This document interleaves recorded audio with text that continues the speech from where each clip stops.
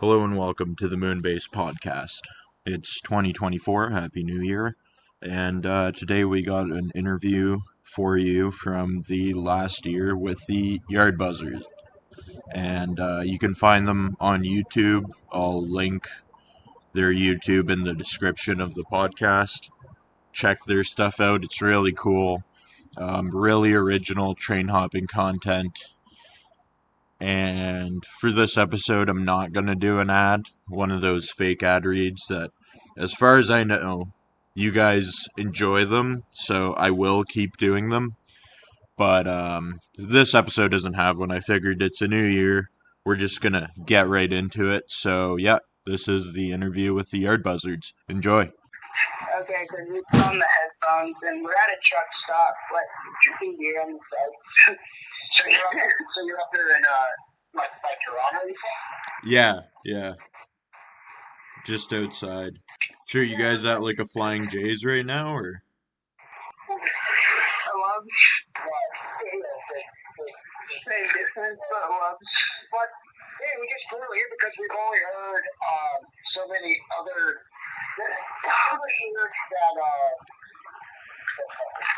Diana, what was her name?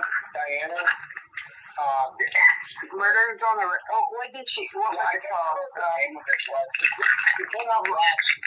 City of the Rails. Did you hear about that podcast?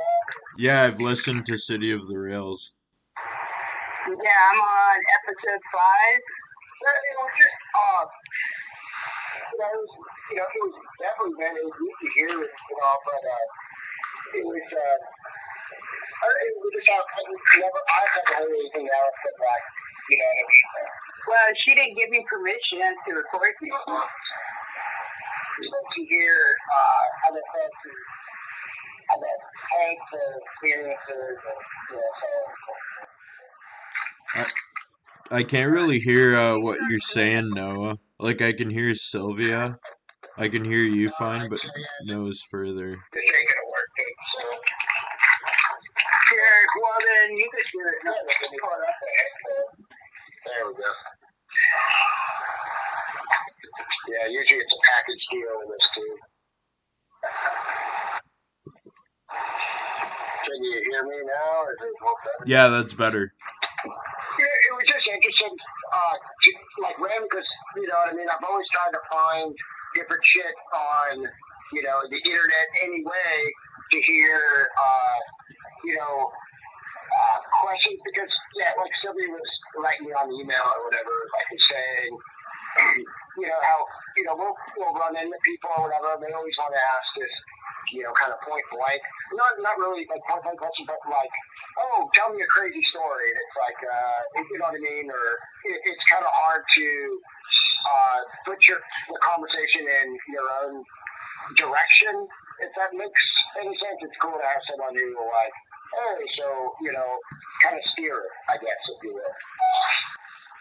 Yeah, for sure. Did you find that was the case with City of the Rails? Well, with you? No, with City of the Rails, when you guys had the interview there. That was definitely more like, obviously it was like telling a story. I wouldn't really call that like a podcast. It was almost more like I don't know. It was definitely, it's guided, or edited in a certain way and yada yada, type of thing. Because you can tell when, she's talking to certain folks to where she, would clip when, it fits her, kind of narrative. It almost reminded me of like something you would, read in like a newspaper, not a newspaper, like a book or something like that. And it wasn't just someone, I guess, rattling off or I don't know. It was I didn't like it, I mean, me personally, but it is. Yeah. Something got kind of got done kind of weird in that situation. It was, so, the lady, through mutual friends of ours or whatever, had got a hold of Sylvia and like, oh, hey, there's this gal who's trying to do a book on this guy, and she just wants to basically verify, his stories versus, first, hand accounts type of thing. And that's what we, thought was what was going on.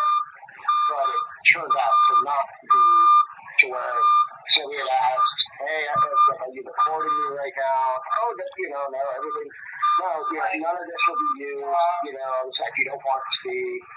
And then, a few months later, boom, there's this, Spotify, iHeartRadio fucking podcast. And it just kind of, that's just kind of, weird.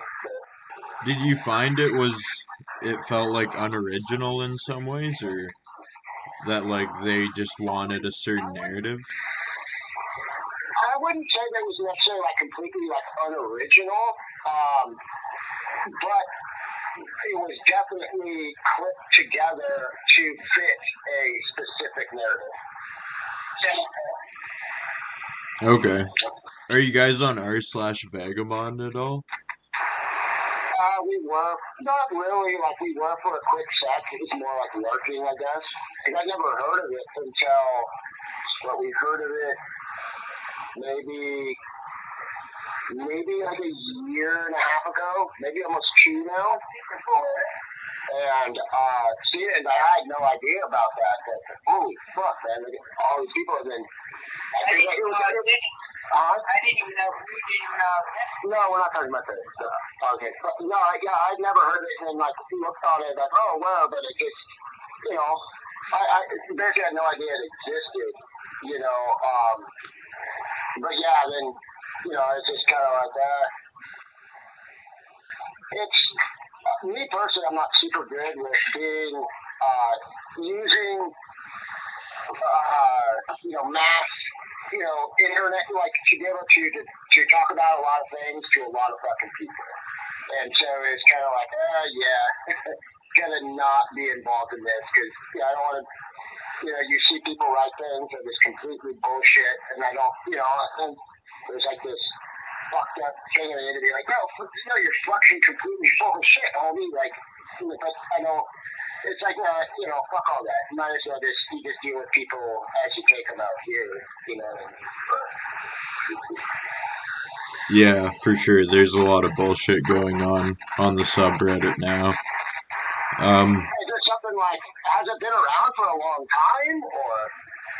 time, or? Yeah, it's been around for quite a while. What, like 2014? I don't know the exact date, to be honest. Right. Yeah. What got you guys on the road? No, as far as getting on the road, it was just basically being, at least me personally, just being basically a delinquent, in high school. And, going to, hanging out on the tracks, at, a random place with all the rest of, like, the punk rockers and the fucking hippies with Grateful Dead and all this and that, getting drunk. And we had, like a hometown hero. His name was Chris. He's passed away now a few years ago. But, I don't know, everyone up in Canada called him the Red Dragon there in Montreal. Big old, huge, redheaded dude. He wrote Safe Travels, but he was kind of like the hometown hero, you know what I mean? He would come to go hang out, with everyone, because it's more or less a smaller town. And, he would tell all these, tales of, you know what I mean, of riding the trains and Mexico or Canada, so on and so forth. And that's kind of like was like the catalyst, you know what I mean, to like, I'm 16 years old, more or less living at families, friends of, buddies, parents' houses, staying on their couches and all this and that. And then, like, whoa, shit, we can leave too? Whoa, that's crazy. And that's kind of like what it was for me to get me out. And then, then it kind of snowballs from there as far as meeting all kinds of different people from all over the country, type of thing when you're, 17 years old or whatever. Do you guys shy away from other travelers, like on the rails? Like if you spot another couple people in the jungles there, will you approach them, or do you generally stick to yourselves?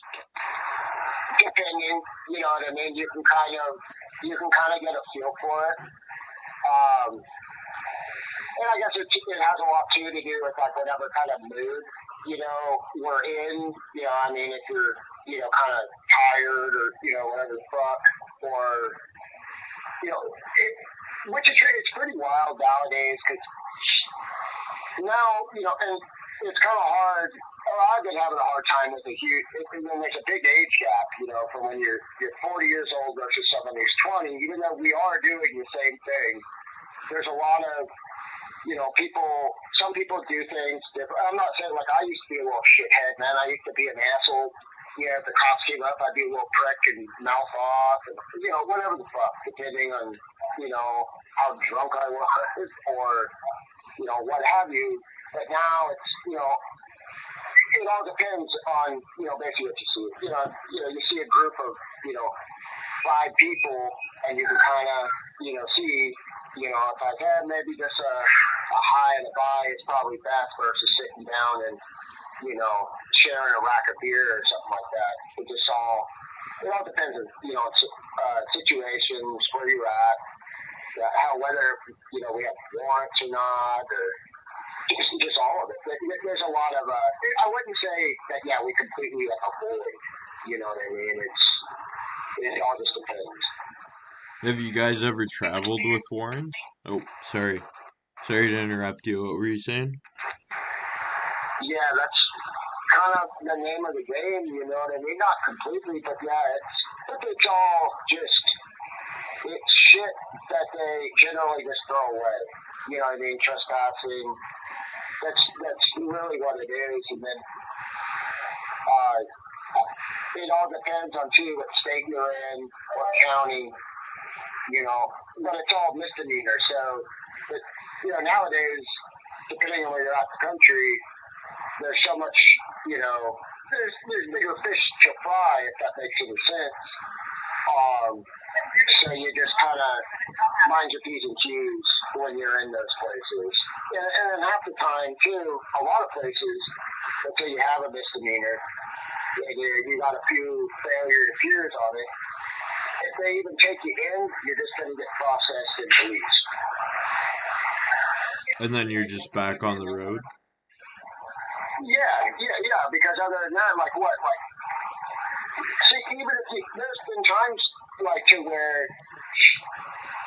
it's like, all right, you already have me, we're in a decent situation, say I get picked up, Sylvie and the dog, the gear, all that shit is fine. It's like, hey, dude, can I just sit this out? They're just like, no, you just sign this, dude. Here's your new court date. Get the fuck out of here. So it's like this weird, catch and release. But not everywhere does that. It's out west. That's how they get down nowadays. California, Oregon, Washington. But then there's some states that'll literally they'll drive you all the way across. They'll drive you 300 miles for a $50 ticket. Let's say you don't have that $50 in your pocket. Type of shit. Every state's a little bit different in how they want to do it.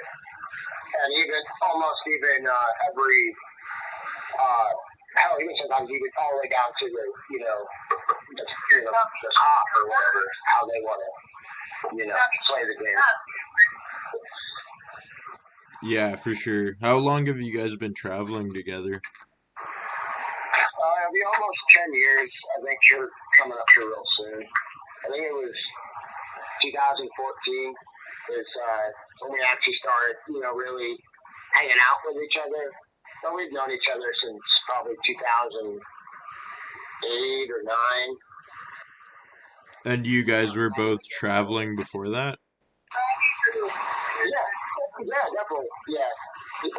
I think I met her before she left Bakersfield, but not it was briefly. You know what I mean? Because Bakersfield used to have this little, it's should go to. I mean, but it's right in downtown Bakersfield, but it's where, you know, all the, you know, all the punk rock, you know, juvenile delinquents would hang out. And, you know, they had a venue right down the road called Jerry's Pizza, to, you know, touring bands or whatever the fuck would go to play. But then all of them would all hang out on this corner. It was, you know, just a couple benches. It's just basically like a, you know, like a corner park. You know what I mean? Like it's got like a trash can or two and, you know, 2 benches. And, you know, you got a beer store right across the street, but that's where they would all, you know, everyone hang out. You know, so anyone getting off the train, you know, you come over to go and they would greet everyone with open arms, you know what I mean? To go, you know, if you're bored, you know, like or you're with a group of buddies or whatever the fuck, you know you had people to go hang out with and, you know, take care of you. You know, whether you want to, you know, eat, need a place to stay, get drunk, whatever the fuck. It was like that, you know, type of thing. And it's, you know, when I grew up, it was, you know, something similar, but we obviously we weren't trackside. We didn't have a train yard right next to us. But, you know, friends I grown up with had went to Bakersfield and kind of, you know, started making, you know, friends, you know, connections and all this and that. Or, you know, so people knew where you were from and, you know, whatever, so we could all, you know, just hang out and shit. Right on. So it started more as like a way to find community then? Yeah, definitely. Yeah, it was before everyone had, you know, cell phones and, you know, any of that. Obviously, it's back in MySpace days and all that shit, so that, you know, but I don't really, you know, that's not how, like, yeah, the relationships would form, you know, I mean, it was more just hanging out, you know, and it was basically, you're 100% accepted until you fuck up, you know, type of shit, you know. Okay. And when did you hop your first train then? It would have been 2005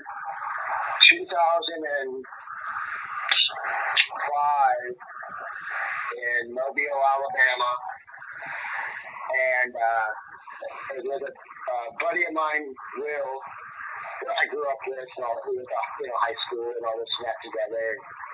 Set off on our first, you know, cross-country pilgrimage or whatever the fuck, and we got stuck in Mobile. It was right around Fat Tuesday time, so during the Mardi Gras kind of season. And we were there in Mobile, tried hitchhiking. It wasn't working. You know, we're there 2-3 days. Wow, this sucks.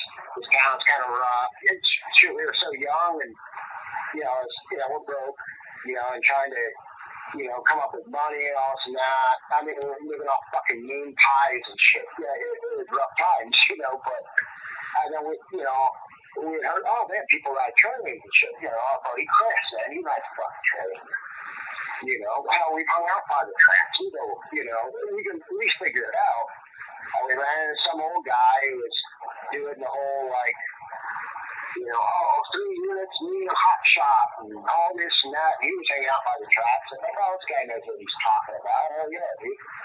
And yeah, it was about 2 nights.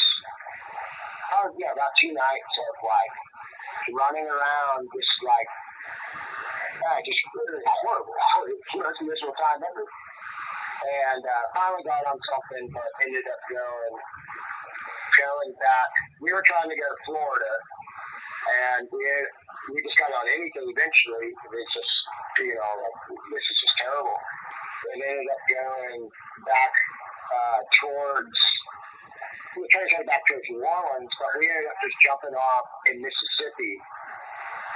And, or maybe, no, so I got it backwards. Maybe we did go east. Either or. Yeah, I am special. Yeah. No, yeah, so, yeah, we did go west in Mississippi. Yeah, and hit a sighting, and there was a road that we could see. Like, cool, we'll just get off. We didn't have no food, didn't have water, you know, nothing. And we weren't even trying to go back to New Orleans. We were trying to go to Florida. I got off, and then we remembered that you could hitchhike, you know, on the interstate there in Mississippi. So it all, you know, worked out, but it was definitely a miserable experience, you know what I mean, to say the least. What other modes of travel have you guys tried out? As far as us together, we've never owned a car or anything like that together. Like, when I was younger, like in early 20s, I had a partner for, I think it was like 4 or 5 years. And yeah, we had one year, we had bought a car, or sure, I think with her, we actually went to a few different vehicles, like, 2 different vans, a Dodge Neon, a Honda Civic, just basic cars you would, more or less drive into the ground. Sylvie, you gotta, because it picks it up, just basically drive them into the ground. Maybe if you're lucky, get out like, 10,000 to 15,000 miles out of a, a $500 to $1,000 vehicle, type of thing. But other than that, never really used planes, so much. For never. I wouldn't say necessarily for like my quote unquote travels. You know what I mean? Like, there's been like when I was younger, to go visit a family member or something like that. I remember one year with my ex, like we had to go to a family reunion, in Milwaukee, it's the winter time and we're out west or something like that. Have the money, to be able to do it. Okay. And where would you say you guys see the road taking you next? What, like in the future, or like what do you mean? Yeah, in general. Like what's the goal? Do you guys want to just be like do you want to be on the road for an extended period of time? Or do you eventually want to change it up somehow? Me personally, yeah, this is like where I want to, be, and that sounds pretty ridiculous, because because it's the same thing I would have said even, when I was, 24, 25 years old. I'd say, I'm going to die happy. This is what I want to do. But as far as the future goes, it's just still trying to, I don't know, because when I was younger, I had a lot of folks that would look out, for me, not necessarily being like, you can't do that, man. Like, not like reprimanding, but like, kind of like trying to lead by example in some kind of fucking way, to still try to, I don't know, keep that shit. Even though, I know some people are like, yeah, fuck you, dude, but it's somehow, still like doing, as far as some of these spots, you can't really tell anymore. You got, people from, which a lot of them are still alive from the 90s, that came in these spots, and, you can't see the markings on the wall no more and shit, but to where it just kind of, to keep it still going, to keep some sort of, I don't know, still, like to be able to, keep spots clean, keep it, halfway kosher, shit like that, and, and not let shit just get taken over, screwed over, because it's just, you see so many, at least out west, there's so many places that have just gotten, steamrolled by, I guess, drugs and, shit like that. Or, I don't know what the problem, really the problem, I don't really want to get into all that, but just to be able to still lend some kind of hand, because I've been, personally, helped out when I was younger, as far as folks, putting up with my ass or, shit like that. And, there is no, this is basically I'm going to be doing for the rest of my life, What do you guys think about like the home bum situation in different cities? Like, do you guys generally interact and get along, or do you generally stay away? I try to interact with them, you know what I mean? It's true. Because I'd rather, because, definitely, there's some folks that are just, incorrigible, but a lot of them, they're not. And there's some places to where, they know the drill, and they help out. You know what I mean? Anyone that can and shit. Yeah, they live differently and stuff, but it's just, there are some places that are just, there's nothing you can fucking, do about it. You know what I mean? There's some, especially out west here, it's to where you're barking up trees that it's a little bit more than just, folks getting high and, leaving a mess, but we try, to, keep a, because you might as well, especially if you're going through these places constantly, you might as well, have some sort of relationship, and not just discount them, or, create turmoil or anything like that, Yeah, for sure. For sure. So do you guys keep in pardon? What's it like up there? With, like Toronto, or it's basically any kind of trackside kind of hangout, like a spot you go get on a train or go paint or anything.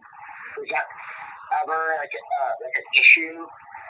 Not even, and I'm saying with violence and shit like that. Do you have to worry about that type of stuff? On around the yards, generally no. It's generally pretty fine. It's pretty calm for the most part. You could see evidence of shenanigans going on, but I've never really interacted or encountered people there.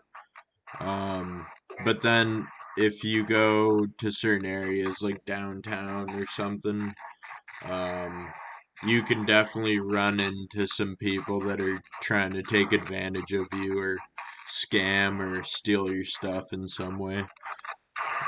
Right. Yeah, because it's not, ever since it sounds so ridiculous, but I swear it's tried and true. Ever since they put on what happened in, I think, 2021, to where they made a big old fucking, it was 21, where they made a big old spectacle about all the robberies going on down in LA with the trains. It literally, once that happened, and I think it happened in December, and they literally fucking broadcasted that shit worldwide. Look at these scumbags stealing from the train, and then boom, everywhere, anywhere out of LA, where we're sitting right now, we got, intermodal traffic coming in and out, pretty regularly. You're still seeing container stuff. It's almost like it gave a light bulb, to folks that wouldn't about other than seeing that, give them the idea of oh, whoa, there's stuff in there. It just kind of it definitely changed it, But which is weird, it hasn't changed so much being around tracks. If you're, backpack, that's fucking water, it's 12-pack of beer, whatever. Even with law enforcement, it's almost like, folks riding the trains, it's almost like a breath of fresh air. Versus, what normal is. And what I'm saying is it's almost very completely strictly the West Coast. We ran into it out in Chicago, but they go about it a little bit differently than they do out here, I guess. But in terms of stealing from trains? Yeah, that's what I'm talking about. Okay. Yeah, because it got bad, dude. It's really bad. There was a time period, at least when I was younger, so early, let's say 2008 to 2014, you could be sitting in Yuma, Arizona. Some people would know about, the Bluffs. But you can sit up there, great place to sit, watch the sunset, watch trains going by. Awesome place there. You got the beer store, stones throw away. Maybe 1 out of 50 trains, you would maybe see one door open, to be honest that. And now it's every train you're going to see at least at least one block completely open. At least the tops, to where even where everyone catches trains, that was just even last year, somebody had shut that. It's terrible, you know what I mean? Because then, I know people got to do what they got to do or whatever, but it's like, damn, brother, like, you don't need to do it right here. Like, I don't know, but, and that's what problems are going to arise. You know what I mean? That's when benches in it, they'll yada, yada, yada, you know, because it makes it hard. Because otherwise, right now, as far as what we've seen here in the past, which I think another thing with the YouTube shit, people would think, oh, it's going to make it harder. Yeah, it's going to make it harder for them. In the past 2 years, it's like it's the most common fix I think it's ever fucking. Like as far as security goes, you know.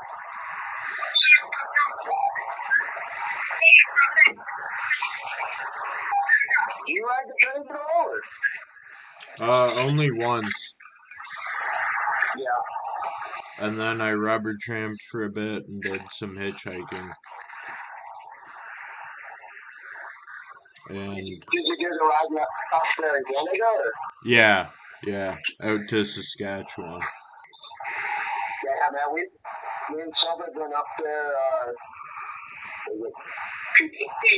2018. We were in Chicago, and it's like 90 degrees out. It was like in September, like mid to like September. Man, it's fucking hot here. Like, oh, fuck it, we'll go right up, you know, to, northern Minnesota and all that shit. I went up there and we're like, well, fuck it, let's try it. Let's just do it. You know, and rode up into Winnipeg, and we didn't realize that our phones didn't work up there. We didn't have no fucking money. We didn't have, like, we had gear, kind of, sort of, but not like our shoes. Like, I'm wearing, like, a pair of, like, holy, like, Vans. You know, they're just, like, you know, just, it was all fucked.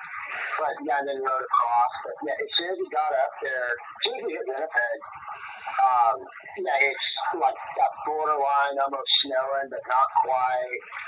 And so I fucking let it go. I tried to go to BC. So yeah, I ended up going up to like Edmonton. And yeah, got like snowed on. Oh, it's bad, dude. We ended up in Near Alberta. It was a good trip, but it was very, it was one of those, we got no choice. We had to push forward. I don't know. It was ridiculous. But how did you find hopping in the winter? Up there, if we would have been, if we just would have been, like, actually had decent shoes and shit, like, our big problem up there was we were, you know, because we crossed, you know, we was out of passport and that shit, but, we were just, like ultra paranoid, and we really didn't need to be honest, like, so we were, like, afraid, and we didn't have no money, really. You know, it's not like we had money saved up or whatnot. But, so we were having to, like, fucking, you know, sit out in front of fucking Tim Hortons and, you know, or dumpster Tim Hortons and all that shit. But we still a little nervous when we first got into Winnipeg to run a sign, because we're, like, talking to some of the home guards, and they were, I don't know, they just seemed different from, like, what we're used to, and, like, why aren't they out running signs? Like, so we were just worried. We didn't want to get deported, like, right away, and just being scared, you know what I mean? And, but other than that, yeah, like, we just needed better shoes. I mean, otherwise it was nice. And it was just totally different ball game up there as far as, they're starting to do it now in the States, too, but to where you're passing the train, like, on a siding. CN was doing it big. I recently went up there to where you always had that other train, the homeboy, you know, the conductor standing outside, you know, eyeing it. So that was another thing, because we want to, you know, stick our head out and, like, see the scenery and all this and that, and, you know, prove to, you know, his homeboy, you know, that could see it. But it wasn't, you know, the wintertime isn't fucking, you know, nothing bad. It's almost better than the summer, I think, you know, because then you wear everything and you don't have to carry it type of shit. True. So, when you guys crossed, were you guys worried about, like, x-rays or body scanners at all? A little bit, like, but So it was really weird how it happened. So we rode in on 48. So when we got on, I won't say exactly. I know you have an idea, but so we're going through. I'm passed the fuck out. Sylvia's awake, and we're heading to the spot, and you're out in the middle of the woods. Where it's like town is maybe only like a couple miles away. So, but where the whole. It's not even really a yard, technically. It's maybe like 3 or 4 tracks, if that. It's probably not even enough. But it's all wooded area by you, but it's all lit up. And this is going off of what Sylvie said. I was asleep, but as we're going through, there was this massive, not massive, as big as like a signal block, an overhead signal mast or whatever. And then they had all this kind of machinery, it's like a metal box type of deal. And that's what we were assuming was possibly some sort of X-ray or something like that, but nobody was there. It was just maybe we caught it at the right time, and maybe during shift change, or my guess maybe it's more for trains coming into the States, possibly. I don't know. Because we've never fucked with trains out west in Canada. And then a lot of, the buddies, they all use out east to get up there, type of thing. So, I've never met anyone where we went through and there was no problems, but I could see over there in, Vancouver and shit like that, because that was cool thing hearing about that interview you did. I can't remember the dude's name or anything, but how he said he crossed on foot from over in the Blaine. So I know exactly where he did it, because we did the same goddamn thing on foot. But I would imagine over on that side, you might have a little bit more, have to worry about, X-ray or, type of thing. I don't know. We just didn't have any problems with it, type of thing. So you're saying coming into... Go ahead and do it, and you'll be fine. Chances are somebody else goes and tries to buy your caught, but, I don't know. That's, because we were going to do it this year, this fall, but we got the dog now, so that's, kind of the reason we, kind of worry about it now, as far as getting yanked off and having to get detained, and, just go through all those, all that shit. What is the plan? If you guys get caught on a ride, what do they do with your dog? So far, well, the worst case scenario I've ever dealt with, I'm not talking about international shit, but just in the States or whatever. The worst case scenario so far that I've been, and we haven't had that happen with Virginia. It's been, go to jail, and the worst I've ever had. I guess I'll tell you the scariest, most severe scenario I've ever had, and it was in Belen, New Mexico, and me and my ex were riding up from Fort Worth. A lot of people don't even believe this shit, but yeah, this was in 2006, 2007. We were at the Centennial Yard in Fort Worth, so it's a UP yard, but there was a DN stack train, so it continued on UP to hit, and then Sweetwater, and then you can cut up, which you don't see. I've never seen this ever since, you know what I mean? Well, anyway, so and then it cruises on up.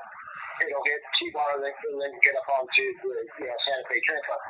And then we pull up there, and we were hoping we were going to get to Belen middle of the night. So then we were thinking, timing-wise, we should be good. And we were riding kind of a shitty porch. And now we pulled into Belen at 9 in the fucking morning. So every swinging dick is there in the yard type of shit, and they did a fucking 1,000-mile inspection. So we got popped by just a brake inspector, Coleman, and he's like, hey, he didn't call cops or nothing. He's just like, yeah, we kick rocks, get a property. Hey, yeah, this way. So we go, and, just the asshole we were, got our property, walked up the ledge until we found, 48 bucket on the train. We're like, all right, we'll just kick it, and then wait for him to get, obviously the inspection's done, and then we'll just go and get on. So I was, ran, got on. And then sure enough, here come, rail coffee workers. So, they were a little miffed, about that. But the worst thing, though, was we had a little, Chihuahua dachshund rat terrier. It was a dachshund rat terrier mix, and then just a little ankle biter. And then we had Tuna and then Polly. So the 3 dogs do 2 of this. They take us to jail, both of us. They take the dogs to the pound, and then we're talking to the folks in the jail, and they said that they'll euthanize the dogs. It's like basically after 8 days. It's something ridiculous like that. And they put them under protective custody. It was what they called it. So they could fucking call up somebody to be like, hey, man, little shits are in the pound, you gotta come and get them. So someone could ride there, whatever the fuck, go and get them, because they just let nobody get them out. But only me and Emily could get them out. And so we're sweating there in jail. After 3 or 4 days, you finally go see the judge. So it's such a small jail, so that would be your arraignment. Most, bigger jails, you do your arraignment as soon as you're basically in there. But we go to see the judge, so then, okay, we don't even get to plea yet when we're seeing him. And he's like, okay, I'll set your sentencing to X date. And so it's like, well, we have to stay here longer to even get to even plea out. And then so I just typed up, it's like, hey, man, we have our, or whatever, we have our dogs in there, and you guys, they're going to get euthanized here in 4 days. And he, can talk to somebody, and was like, well, I don't want no one losing their dogs, so I'm going to let you guys plea out right now, and I'll release, you guys will be released. You get time served and get released tomorrow, so you can go get the dogs. But that's the worst case scenario, is if you get popped, whatever, if dogs go in, is worrying about what's going to happen. But that's not every jail, because we've had times with Sylvie's up Montana. She passed away now, but we had gone to jail in Wyoming.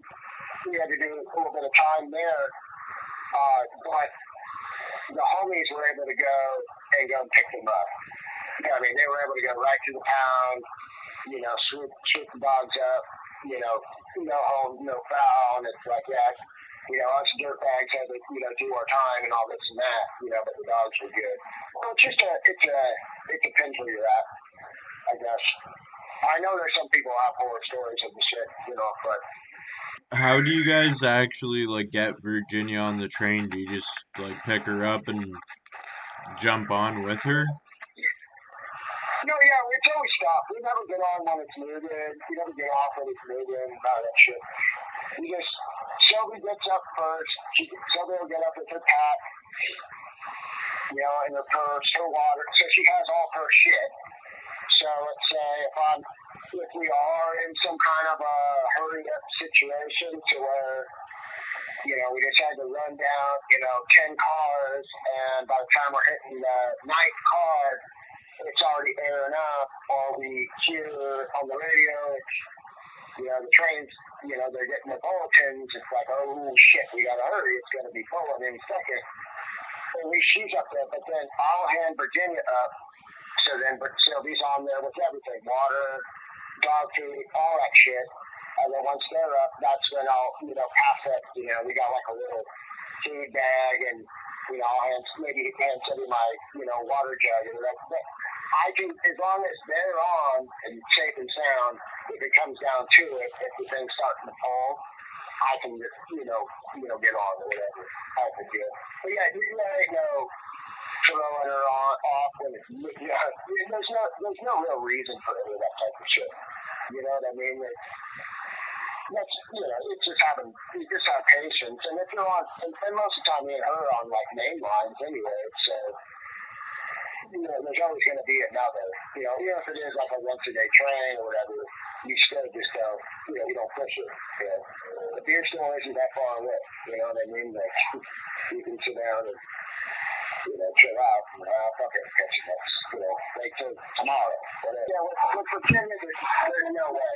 She's like one of those dogs who's going to be forever puppy, you know what I mean, type of thing, just a little knucklehead.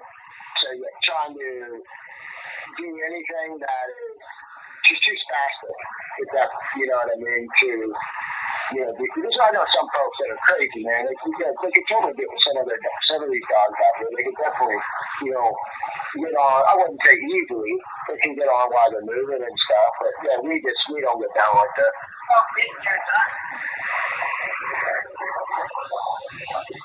And what do you think about people that want to get into the vagabond lifestyle and like train hopping and stuff? What sort of advice or what do you have for them?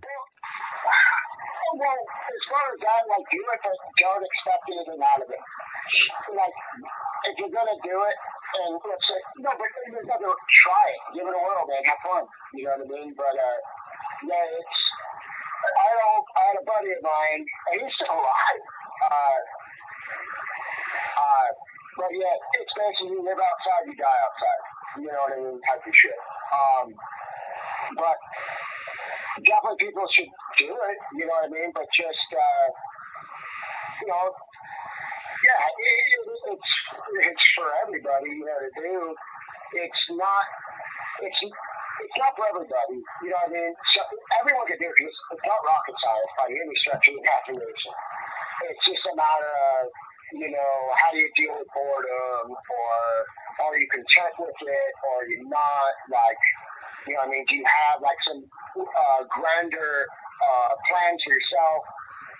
But other than that, yeah, dude, do it to it. You know what I mean? Like, it's not a bad thing to do. Try your best, if you, and always like go with the gut. You know what I mean? Like,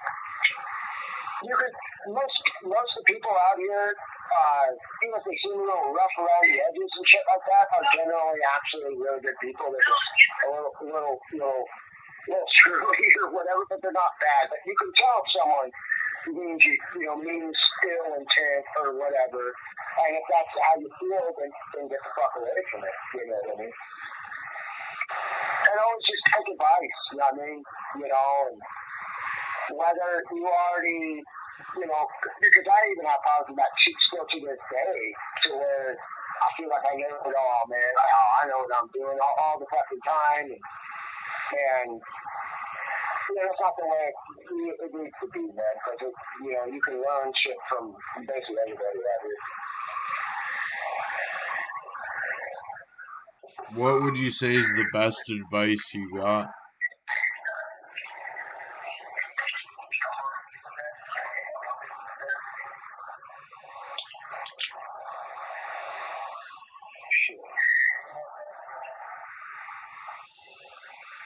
Hello? Yeah, I'm here. I'm just trying to think, man. Oh. Fuck, dude. Just trust your gut. You know what I mean? If there's just something you don't like, you just get away from it. Okay. Like, as far as being out here, man, yeah, definitely. Even if you feel like, I'm overreacting or whatever, if it ain't feeling right, then don't worry. You just get away from it. Do you guys mind having like maybe a 15-minute intervention or intermission, and then I'll call you guys back? Yeah, dude. Yeah, 'cause I could mostly hear you for this call, and I know Sylvia has a lot to add, so to hear her perspective too would be cool.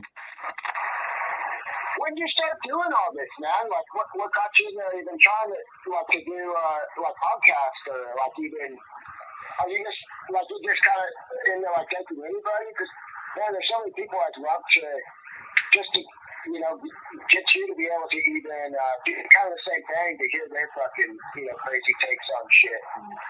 Oh yeah, I'm happy to have any of them on.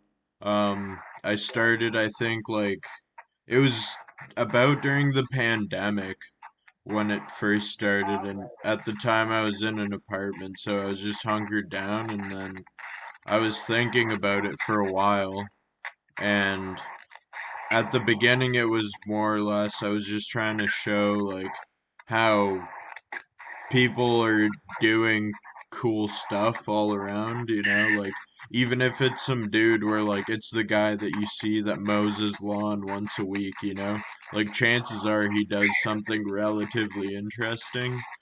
And Right. I was trying to like show that, and then recently, so I took a break and then now I restarted it up, and it's been taking more of a documenting like the vagabond lifestyle and alternative ways of living. No, but it's just it something struck me with it. I don't know why. I just because there just really isn't much out there, and you seem to do a pretty damn good job of being able to listen and then actually retain with what whatever crazy fuck is ranting at you. I don't know, it's pretty neat, man.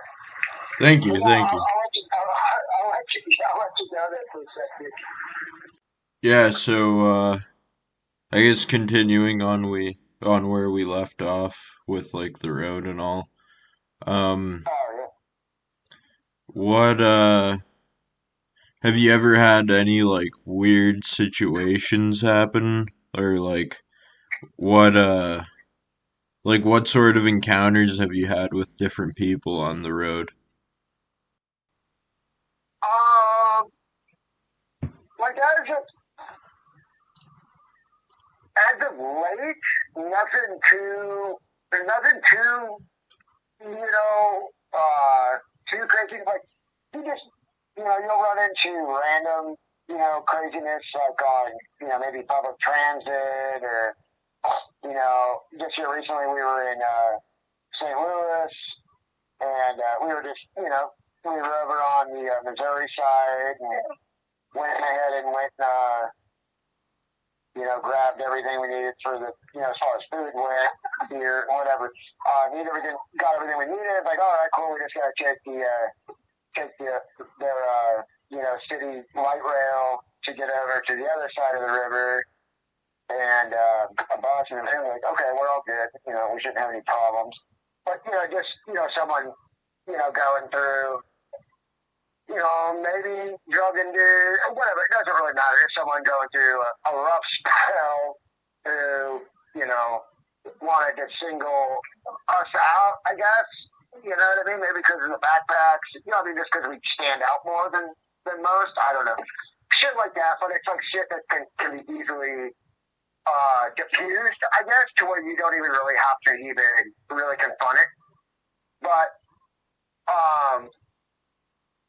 you do nothing really too crazy. Like, I don't want to take any of Philly's stories because he's got some good ones of just strange shit. But I ran into like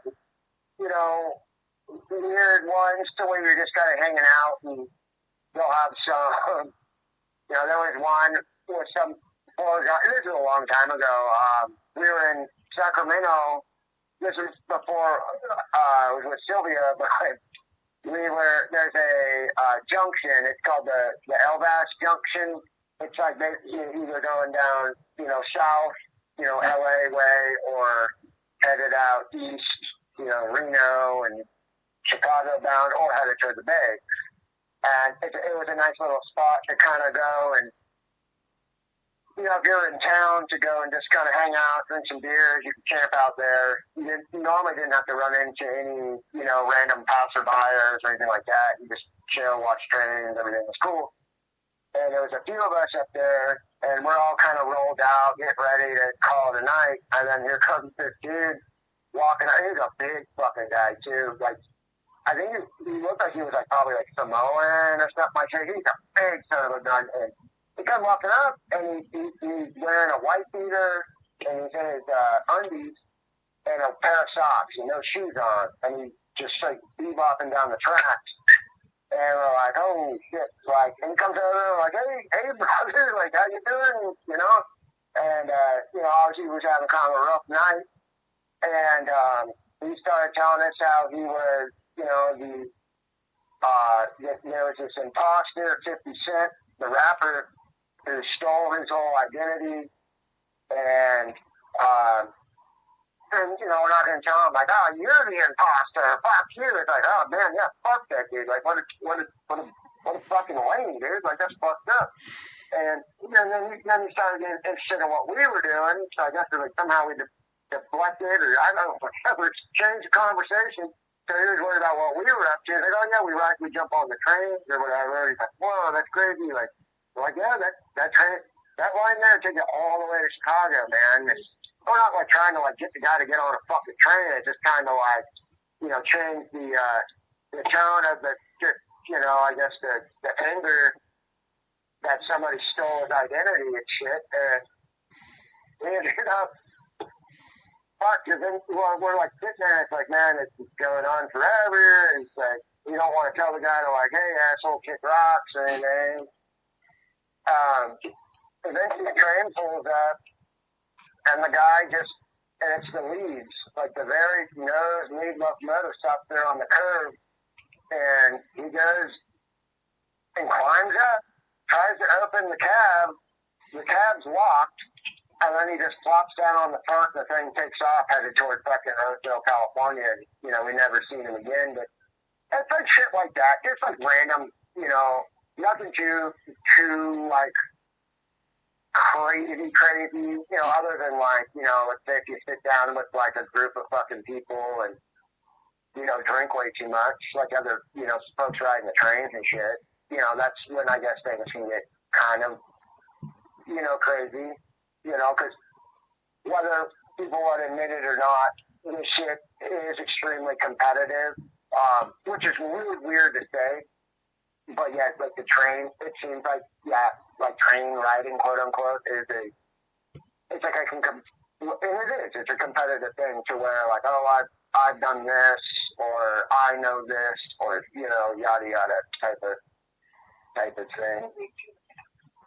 And it can get a little strange. But other than that, man, it's, maybe you'll have some like crazy guy, wandering down the fucking road, swinging a tire iron, but he's on his own fucking kick, you know what I mean? Like, as long as you don't get in his way, and, you know what I mean? It ain't what, because like we've even had, folks rob the train while we're literally on it, and it's, to where it's like, well, fuck, like, hey man, please not this one, you know what I mean, please do it the other one. And normally when that happens, that we just get off, because they usually will do it at a spot where it's changing crews or whatever, so you can get off to be able to still get on another one. But that's always kind of a bummer when that happens, to where, because then let's say you stay on it, and then the thing pulls, 50 miles away, and another train notices there's all these fucking containers open, boxes falling out, and you're on there. But I hear you, Phil. But let's say they catch you with bolt cutters, even though the bolt cutters have nothing to do with, for breaking into the trains. You know what I mean? It just, you don't really run into too much crazy shit. Like I was saying, like as far as advice, you feel like it's a fuck situation, you feel it's kind of strange, it's that easy just to get up and walk away. And then, you just pay attention to what's, where you're at, what you're worried about, and, all that type of shit. Fair. What sort of like rides are you guys generally catching? Like, have you ever ridden suicide, or also like? No, we can't. We can't with.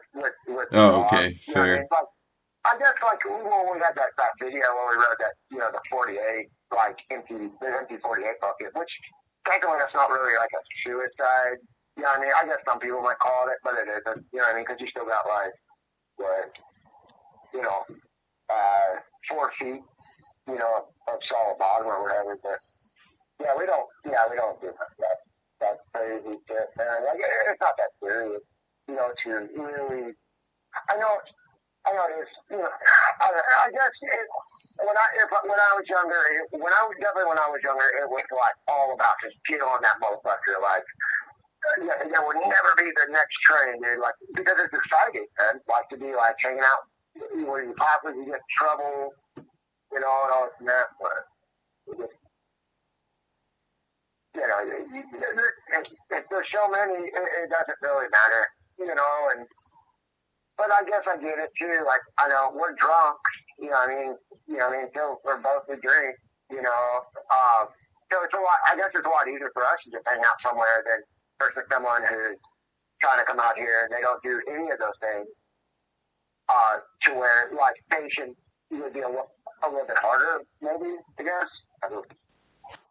Yeah, that's the best. Just being like loaded in the yard, just like stumbling around or like setting up like a camp there and No, just chilling. see, no, we don't get all that fucked up. Like, and that's the whole thing. It's knowing, like, if you do get loaded, shit like that, to know, like, where you're at and what you're going to go and do. You know? That was another thing too. Like, getting into, you know, well, obviously we're not artists and shit, but we just can't even. Every once in a while, we'll try to pick up cans, but it's kind of ridiculous. But we just do the old, you know, we're a crayon, you know, and mark all fucking, which has been fun, you know, doing that. We've kind of backed off on that a little bit because a lot of the places we used to go to where you could actually walk, you know, and, you know, do like 200 to 400 in a night, you know, so you can just wander in like a little yard. They've gotten like hot now because, and it has nothing to do with folks painting or anything like that. It's because of, I mean, like in Bakersfield, dude, they're stealing lumber and shit now. There is no, like, anything that is not bolted down, they are taking, you know, so now they got like private security driving, which Bakersfield used to never have any of that. It just, yeah, it's just changed. So it's, now, as far as with us, with all that crap, we kind of calmed down with it. Because it's not as fun if it's like, we used to enjoy it, like to where we could put our gear somewhere on a fucking car in the yard, with, you know, within reason to where we can get back to it. Or so you would know if that string's going to get picked up, we could stash it. And then me and her and the mutt could just go and walk, you know, have a beer, and then just catch our little fucking, you know, little whoop-de-doop, and then just keep going. And, you know, it was, you know, a fun little thing to do, but... I mean, I don't know. It sounds like still a pretty good time overall. It's not bad. Oh, no, definitely not. It's not a bad time. It's just, there's just some yards that were just like, man, like, this is awesome. Like, dude, it was crazy. Yeah, in Bakersfield, you could literally go there on a Sunday afternoon and you'd see, like, some homie, like, pull up, like a Honda Civic, and then, like, have a step ladder and all this and that. And he literally pull up right there, and then, you know, he's got his kids in the fucking car, and, you know, and it wasn't a big problem. Like, but, and that's not what fucked up the place. It was just all the fucking thievery. I mean, like, people figured out, you know, there's a beer distributor, you know, off a spur truck. All that had nothing to do with people going and just, you know, minding their business and, you know, enjoying their afternoon, going and, you know, doing their thing. It's all the folks fucking just ransacking the place, you know. I don't know. It just, and now they got fucking assholes that like pretend like they're the police, it's like driving up and down, and to where it's like, hey man, we know the rail cop, we like personally know him. Fuck you. Like, we're just waiting on our train. You know, we're calling the big, it's like, man, fuck you, dude. You know, shit happens, shit changes, shit will go back to the way it used to be. That's another thing I've learned out here. You know, just because one place changes for like the worst, give it a few years, come back, that same place go right back to the way it was. You know, type of shit. Or it'll be a little bit different, but it won't be some like, you know, oh shit, don't go there, you're going to get in trouble or get fucked with. Or, Do you think that like the whole train hopping community is slowly like disappearing? Do you think less and less people are doing it, or no, have you? fuck no, it's still alive and well, man. It's just a little bit different, that's all. That's all that's happening. It's a younger generation, and, you know, you got, I mean, like, some of them, man, are straight ghosts, dude. Like, and it's awesome. It's cool to see. Like, this whole YouTube shit is nothing, man. It's the reason why, like, we even got into it. It was just to, like, kind of give a middle finger to, like, people who literally didn't give two fucks about, like, could care less about, like, history or why it is the way it is, why it's so accessible even to where it's at now, or they don't get too fucked, and that's fine, you know what I mean? But it was basically us being assholes to like put that middle finger up, like, me and her are like, ex-heroin addicts, fucking jerkbags. We're like the lowest of the low. Like, Same, buddy. this is our life. Huh? Same. Say again? I said just the same with like being a degenerate and just liking heroin. No, yeah. No, like everything is still alive and well out here. Nothing, like, it's wild. See, I have issues, like, or not issues, but like, I guess it's more like this weird, midlife crisis, I guess you could call it, to where, like, all my buddies that I grew up when I was like 20 some odd years old, that would definitely still be out here doing the same shit with us. You know what I mean?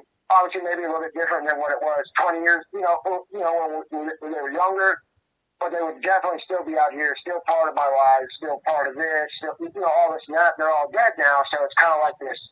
I definitely have tendencies to be, like this crotchety fuck towards like new folk. But that's my own fucking problem. It ain't gonna do nothing. But like, yeah, this shit is still 100% live and well. Everybody still, bust their ass to, learn shit, to keep the ball rolling, to keep the next motherfucker, informed, if you will. You know what I mean? Yeah, for sure. There's some folks that get all mad and huffy puffy about like the YouTube thing, and understand the show. You know what I mean? Because I was definitely one of them. You know what I mean?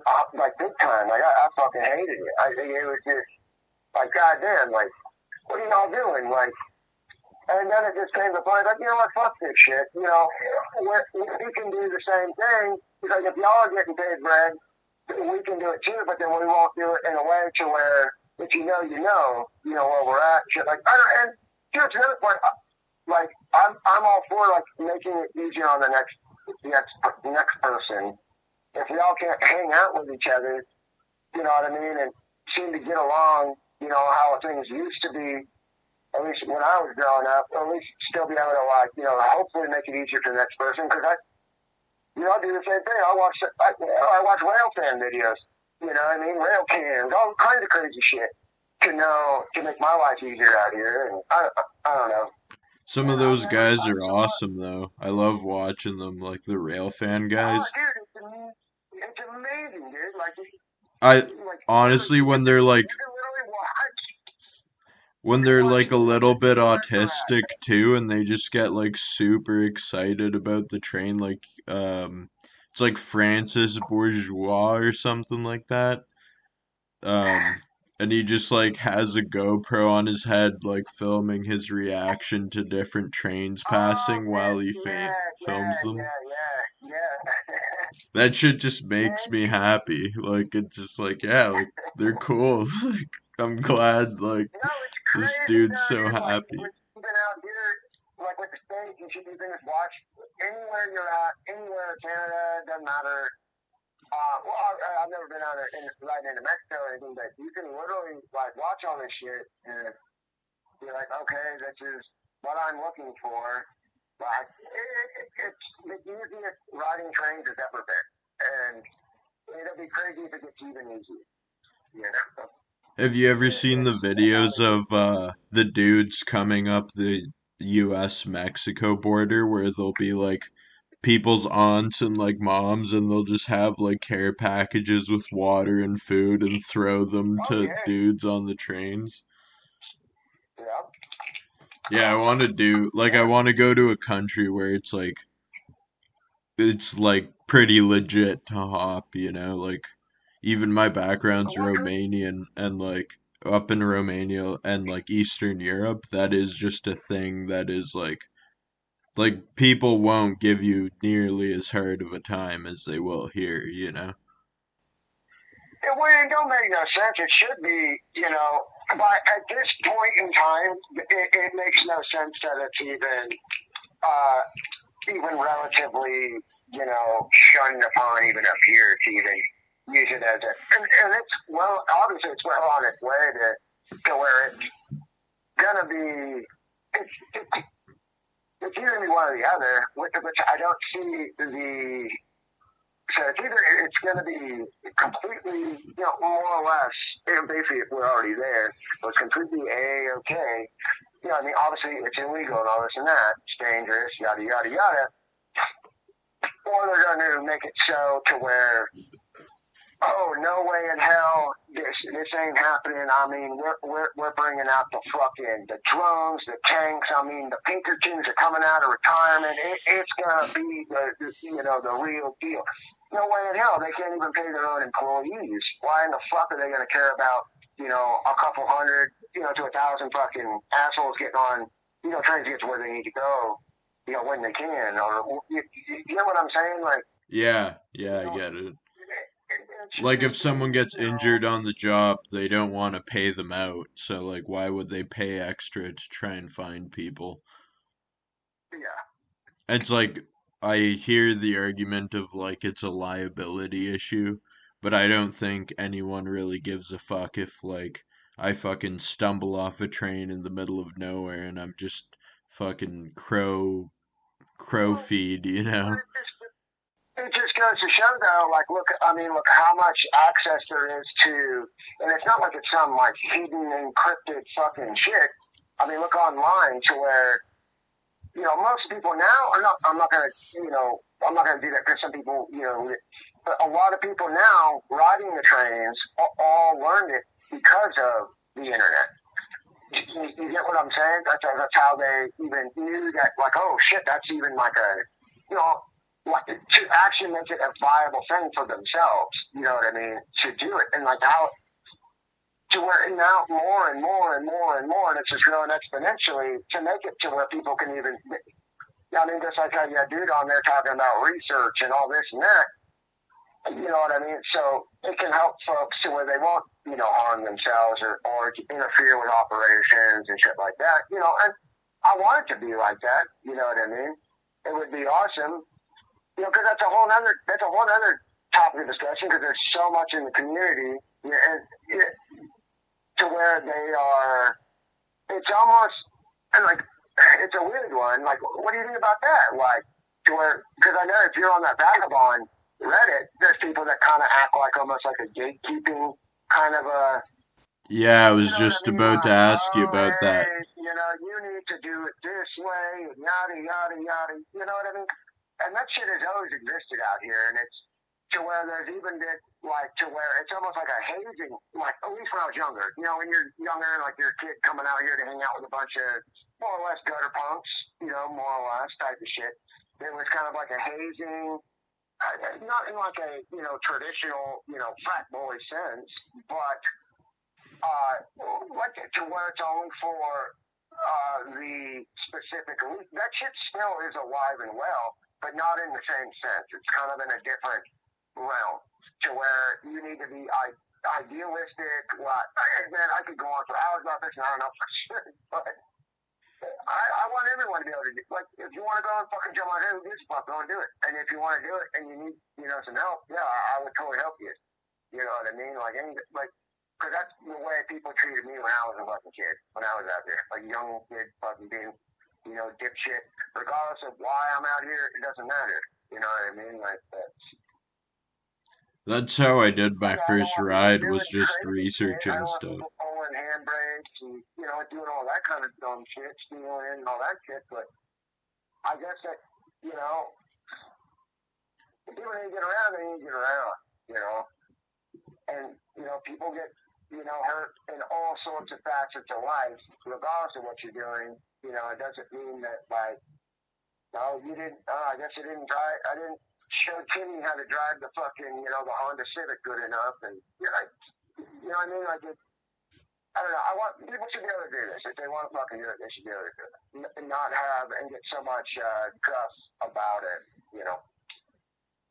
Yeah, I definitely agree. It is weird how but it's like a weird barrier to entry where, like, people will check you to a certain extent, and then if you like pass the test or whatever criteria they have, then they're like, okay, you're cool now, you know?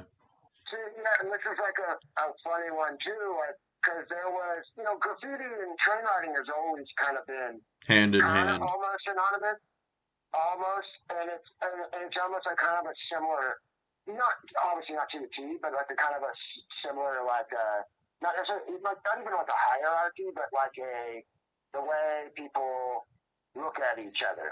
You know, I don't know.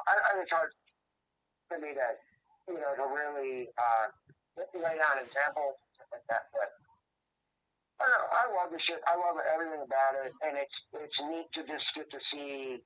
And I'm blessed to be able to still be alive when a lot of the buddies are all gone and all this and that, but to still be out here and to get to see it change within like the social structure of all of it, and just even how the change, the trains change, and as far as which train is coming where, and yada yada, where new yards are getting built or taken down, all that. There's nothing I would, trade for it. It's got my love. Yeah. Have you guys ever ran into like a freight crew or anything like that? Like kind of like a train hopping You clique? you run into it's more like just like a group of friends. You know what I mean? Okay. As far as what I've ran into, Like it's more like just like Stobe's a group. kind of crew there. Say what? Like Stobe the hobo. Uh huh. You know him? What? No, I never got to meet him. I No, know no, him no, from but other I mean like videos. you I know never. of him.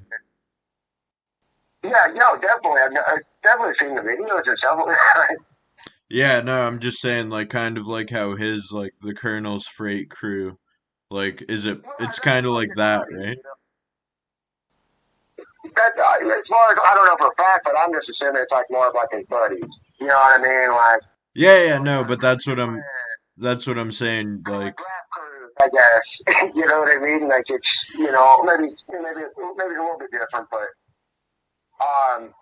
no, but yeah, we just run into like folks that they'll have whatever they'll come up with some goofy ass little name, and it's just them. Like there used to be some folks who ran around that called themselves the Wrong Way Kids.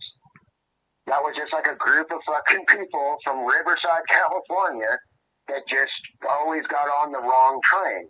That's why they call themselves the Wrong Way Kids. And then some people took that shit a little too far, and then it turned into like they think it's like it's just people misinformed. You know what I mean? And it gets kind of gooberish, but that's just the way it is. I don't know. speaking of Yeah, wrong ways, never. how do you guys actually like find your rides? Is it I know you guys have a scanner from your videos. Is that the main way? Not always. Like, I'm not gonna, you know, I'm sure um, yeah, there's other means, you know what I mean? There's, I don't really do it anymore, but to go and talk to workers, that's how you used to do it, but we've always just had, like, really bad luck here with that whole, transient fucking worker interaction. Um, And I think maybe it's because like there's a lot of people are retiring now. You know what I mean? So they're having like a newer age maybe working for I don't know, whatever it is. We just haven't had good luck with that. But I don't know. You can just always kind of. Well, I mean, after so many years of doing it, you should fucking half-ass know where you're going. You know what I mean? Like I can't really give any advice as far as use the radio. You know what I mean? That's not always gonna steer you the right way because a lot of places they don't say. You know what I mean? Like they'll tell you which direction it's going. Like okay, it's 6435 is westbound. Like that's not gonna help you. You know what I mean? Some places, some companies use symbols, other companies don't. And then some places where companies use symbols, the other one does. You know, it all just varies where you're at. You know, and when it needs to work, it'll work. You know, type of thing. And that's like the whole thing too with the trains. You know, who gives a fuck? Let's say you're going from A to B. What the fuck is the problem with throwing in, you know, C and D just to get to B? You know what I mean? Unless you got like a fucking, you know, a job or something you got to get to, I guess, then that's like a different story. Or you know, got some sort of obligations and you need to get there with the quickness. But, yeah, I'm just not gonna. Even though it's all over Reddit, I'm just not gonna be that guy. You know what I mean? To say, you know, all of it. Yeah. You know what I mean? Yeah. It's like with that guide there, you know, like people keep it secret for a reason. Even though it's not, it's like that. You know, it's secret, but it's not. You know what I mean? Like it's just, you know, you know what I'm saying, though. You know? Yeah. Yeah, I mean, if you look hard enough, you can fill in like the gaps at the end of the day. Yeah, 100%. If you gave a fuck enough, you know what I mean? I mean, most rail yards too just post their maps and you can see which yards and what lines go where. You just have to take the Yeah, time to more or less. really care and Now, look get for it. lost enough. Pardon? No, she just got a little, she just make sure something turned off. You know, and that's like, kind of like the fun part about it. And that's like, because I only started using a radio in 2018. And other than that, I never used it.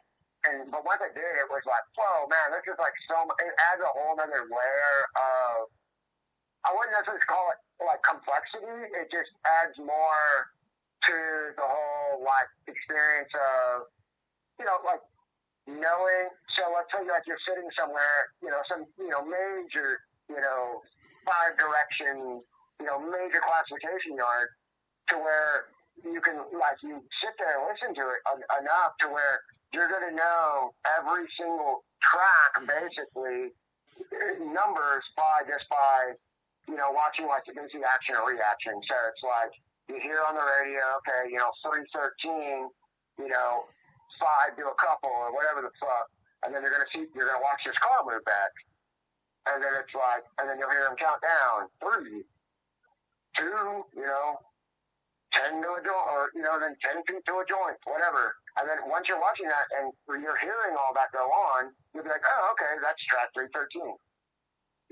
You know what I'm saying? So then you can kind of listen to that and then figure out everything else, you know, because they don't use numbers, you know, they don't just like make up random numbers. It's all good.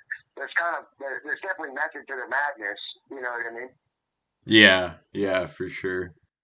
When I like have just blank days with nothing better to do, every once in a while I'll just like go to a yard and they always have a part of the yard where they just have like the lumber that they put under the tracks to hold it up on the gravel, but it always gets really warm and nice from the sun, so I'll just like lie down on those and nap with my radio and I'll hear a train pass and then I'll just like look for different rides on the train and listen to what's going on. It's lots of shit, man. And then even being like a spot where you'll hear the detector go off or something, you know, fucking 10, 15 miles away to where it's like, you know, detector, you know, 3.4, you know, yada yada, you know, all this, I don't know.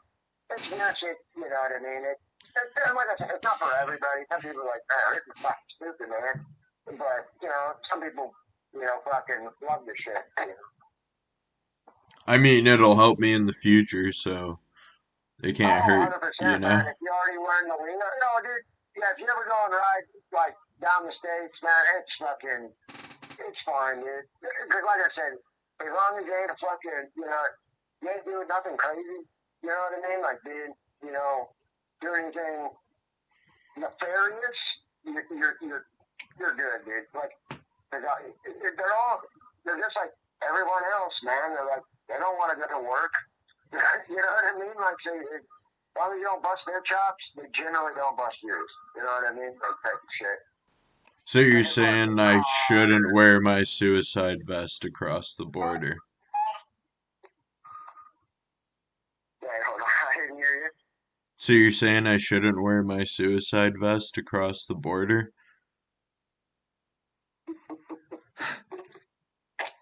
That was a joke. The suicide, what's that? What is the suicide vest?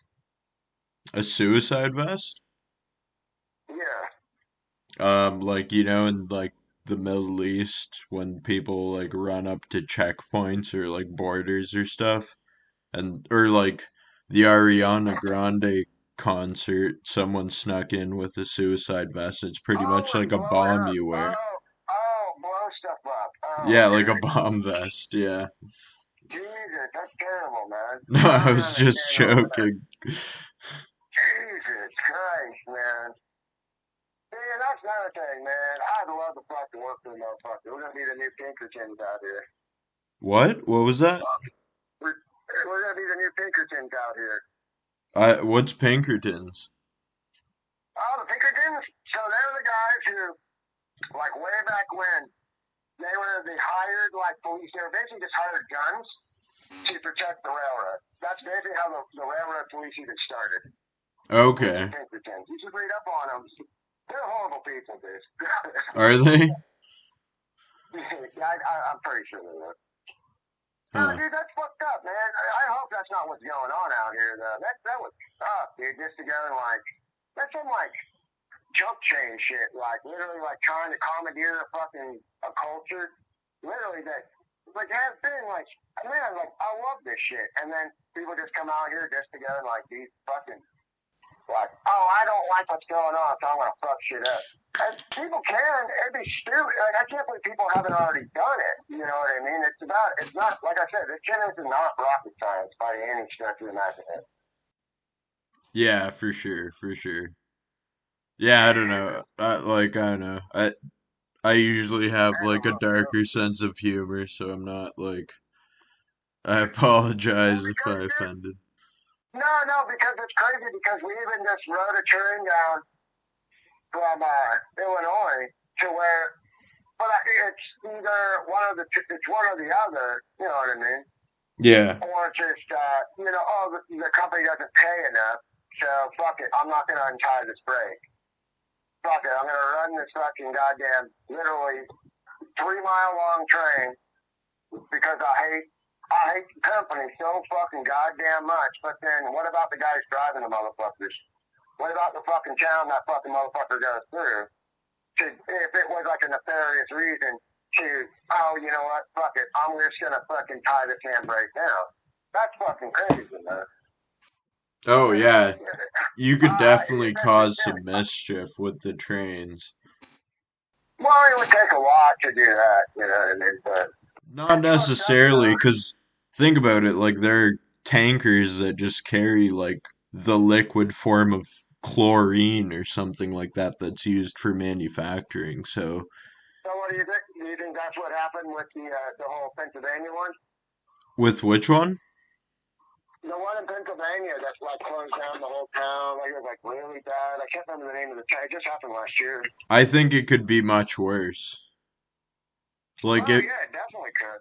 like the same way people are trying to take out like the power But grids. If someone targeted but the trains, they could figure it but I out think pretty a lot easy. of it though too, as far as what we just seen here recently with it was two handbrakes. So there was a handbrake that was untied at about 250 axles and then one about 550. So that's basically a 3-mile long train. And both of those strings came from two different places. One came from Detroit, one came from Chicago, as far as strings. And to where, and then too, where also we went to is Pine Bluff, they do a 1,000-mile inspection there, where you got you got Buddy on his quad, creeping by. And, he's going slow too, you know what I mean? So I think it's a lot too to do with a lot of that shit is a lot of just human error and possibly too to where you're feeling like, man, I ain't getting paid enough for this shit. I guess, to where you're just like going to do a half-ass job. I don't fucking know. Because, yeah, we watched the dude drive by, and to where, I mean, we had to get off our ride because the axle was so hot. Like, to where it's hot. I mean, the whole ride heats up. Okay. Where the whole axle is getting close to red hot, to where it's like, fuck, man. And I don't know that for sure if the axle's tied down. I would love to be able to do it myself. You know what I mean? Just to, like, shit, keep this fucking, because I'm using the train for a specific reason to get somewhere. Like, fuck it.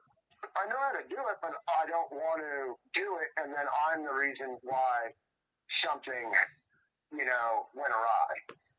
So we had to get off, move up like, 30 blocks up, and then sure enough, once you get down to warmer weather, to where that axle is finally hot enough to where it's going to set off a detector, and then all they had to do is just fucking, they basically cut the air hose so it's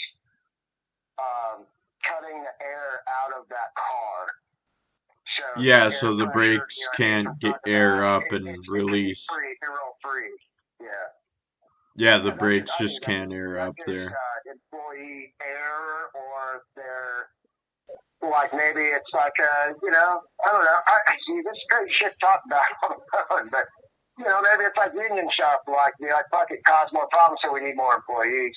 Which I'd be all for that too. Fuck, hire the motherfuckers. Why don't they hire more? They should have a fucking goddamn carman literally in almost every town along major routes. You cannot have one dude for fucking 300 miles. It just don't make no sense. Or two dudes, or whatever the fuck they do.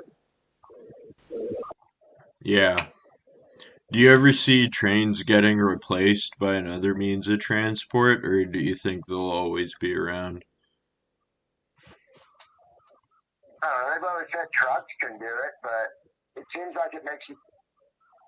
I don't know. I've heard what I've read about. Like, it makes more sense to have rail because at least then it's privatized.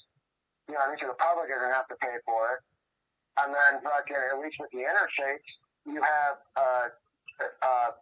pedestrians or civilians plus all the trucks. So it's like, you would think rail is the best way to go as far as efficiency. Yeah. I don't know. As far as I've read, I'm just saying, like, as far as the burden on the, civilians or whatever. yeah, as far as I've read, like, a load on a train is like tens of trucks worth of cargo. Well, and then plus, how much man hours and, time and effort, materials and all that. Wouldn't you think the rail would make more sense than versus road?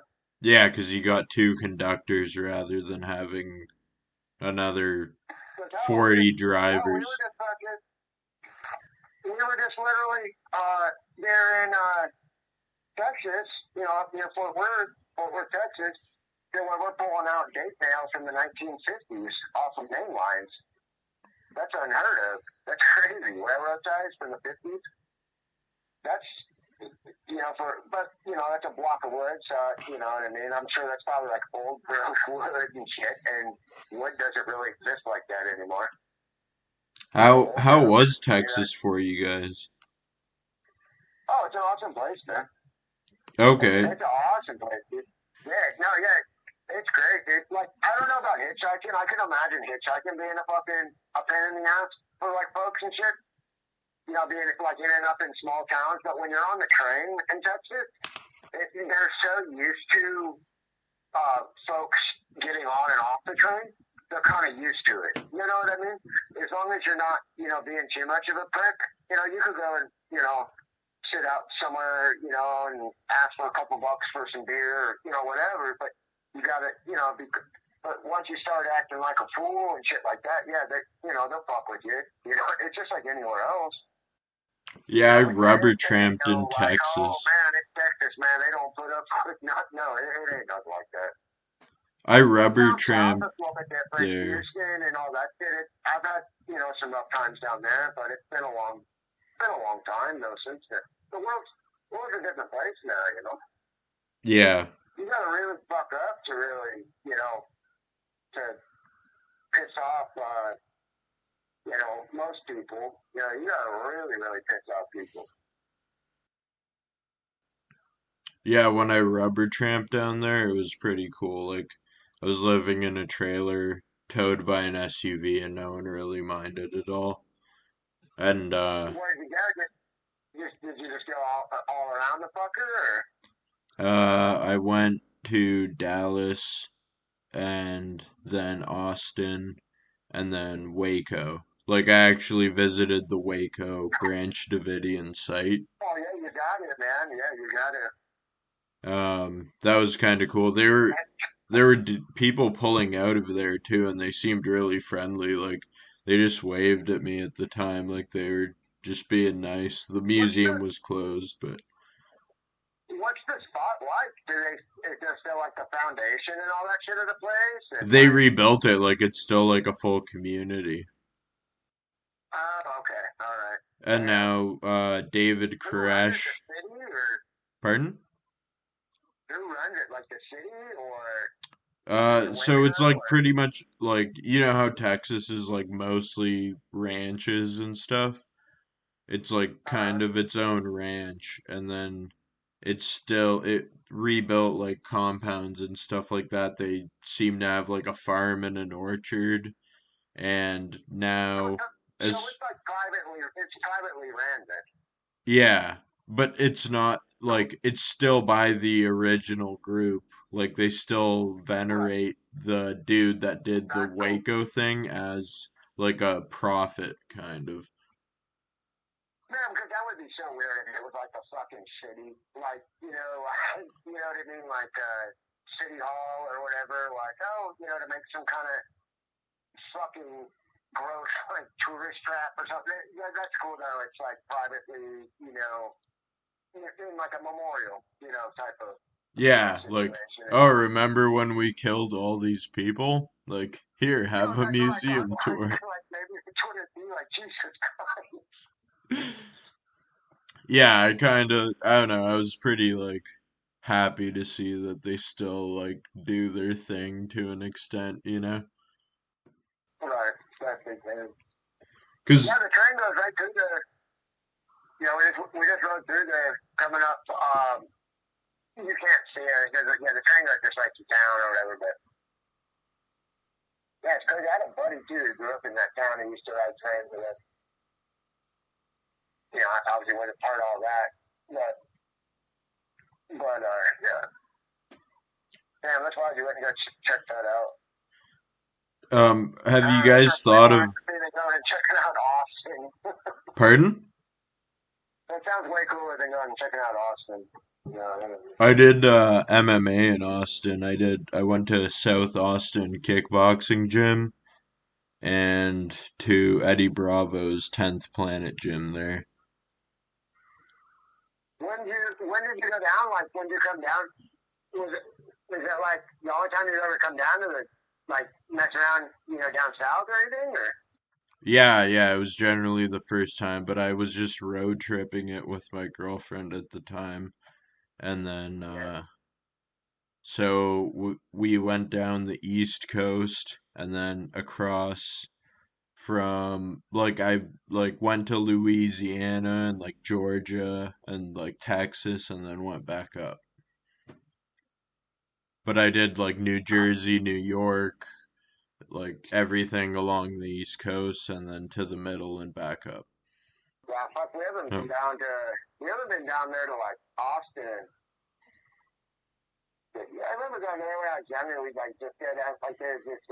Everyone called it the drag. It's like along the college, like where you could see like where the sniper tower and all that shit. Whatever happened like in the '70s.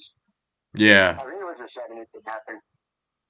Just thought, you could hang out there and like heckle all like the college kids for fucking money and shit, for beer money or whatever. But I haven't been over there in so fucking long, man. Nowadays when we go to Texas, it's based in Fort Worth. Fort Worth is a really weird place because like it's like it's just as wealthy as like Dallas, but only in Fort Worth, it's like one little specific section, and it's everywhere. I think it's like, what the fuck is it called? It's like it's a university. I can't remember exactly if it's just like as simple as University of like, it's not University of Fort Worth. It's something else, but it's really weird because when you're on one, and it's that total one side of the tracks. You're on one side of the tracks. If you're on the other, it's a totally different, place. You know what I mean? To where it's, you can get loaded if you want to. You can do whatever the hell you want. Everyone's cool though and shit. But once you're on that other side, and that's where the train yard is there in Fort Worth, they're very, you gotta mind your P's and Q's type of shit. No, they don't want no one setting up camp, if you know what I mean, type of shit. But Like in the yard to set up camp? well, not like in the yard, but like around that neighborhood. Okay. You know what I mean? It's just a lot of money. They got like massive golf course to where they have the PGA, and it's just down there. It's so what the hell, dude? There was one year. It was me, Sylvia, and this gal Kai. She passed away a couple years ago, but we were all, we liked our heroin there for a little bit. But we would go over there, the three of us, and we'd all kind of, go run signs wherever, and then we could, scoot over back to our side of town. But that side of town, they literally had the city council to where they even assigned police officers to, fuck with us. Even though all we're doing is, going over there for like maybe an hour or two to run a sign and then fucking, skedaddle. It's not like, it ain't like we're living Tent City or it's just like a weird thing. We never dealt with that ever before. It is a weird place. A lot of money. They want to keep it very, very nice. You know what I mean? It's where, college is at. And I guess I get it. You know what I mean? But Did you guys quit the heroin when like fentanyl entered the scene? We've been off of it for 7 years now, heroin. We got out, stopped using right around 2017. So it was kind of right when fentanyl was, at least in the state, just barely creeping in. You know what I mean? You didn't really run into you didn't see like perks, like nowadays, like the pressed pills there? Shit didn't exist. But, it was tar. That's what we grew up on as far as with all that crap. But that's once 17 hit, that's when a lot of like our friends that they weren't, I wouldn't call them junkies, but they just, would get high, every once in a while. That's when they started just just dropping like flies. In Chicago, it happened a lot, because Chicago, it was never, most of the time in Chicago, you would just get, it was all like white powder. It wasn't, but they would put a lot Number of 4, right? So Isn't there like it's number 3 or number 4, and number 3 is the tar, and number 4 is like the China. What are you talking about? For heroin. Okay, so in Chicago it was always powdered, but they would. I don't know as far as all that goes because most of it, at least most of the neighborhoods we go to, you can get 2 for 1, so 2 for 10. But the bags were so massive to where even, because we shot it, you couldn't even fucking cook the shit down. It was hard enough to even cook it down enough to even fit it all in a fucking, just a normal rig. 1cc rig. Yeah. And they always had dormant, it said like the sleeping pill shit, like with either blue or green speckle crap in it, whatever. And it was fun, you know what I mean? Like to where no one was really dying, like on a regular basis. But then fentanyl started creeping in, you know what I mean? And at least that, like, to where it's like, oh, whoa, you found a spot, everyone's dying. It's like, oh, I want to go there. But no one really knew about fentanyl. The only place we'd ever heard about it was St. Louis. To where it was like, at first, like, we never got to do it, but to where it was like Crayola. The way you guys, all the drug dealers, like, man, it was like Crayola yellow and like literally like a match head for $20. And that was like, you could get like, you know, it could last you fucking 3 days if you haven't been there for a long time, or, you know, and you haven't been there for a few days. But once that shit hit, and then it was just, that's when we finally got out. Like, you know what I mean? She'll tell you the story, you know what I mean? You know, almost on. It's not just from being, but just bad health. You know what I mean? Health issues and shit like that. And, you know, I had to use Suboxone and all that crap. And, been staying away from it, you know what I mean? Just,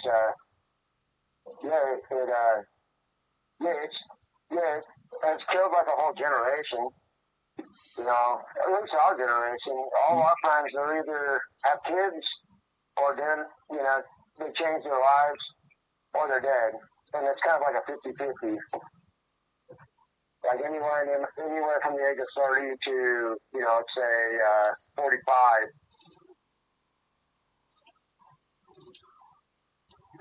And it's from that stuff, you know what I mean? Well, that and alcohol as well. You know, cirrhosis doesn't, you know, fuck you, it's quick. Well, obviously not as quick, but in due time. Are substances still a part of your guys' life? Or what? Are substances still a part of your guys' life? No, just booze. Okay. Booze and smoking. Yeah. Oh, it's just beer. Yeah, I really drink the liquor. Just beer. Beer and fucking smokes and, somebody smokes a little bit of weed. That's it. And how would you say that's changed, like, your life overall? It's made it a little easier. You know what I mean?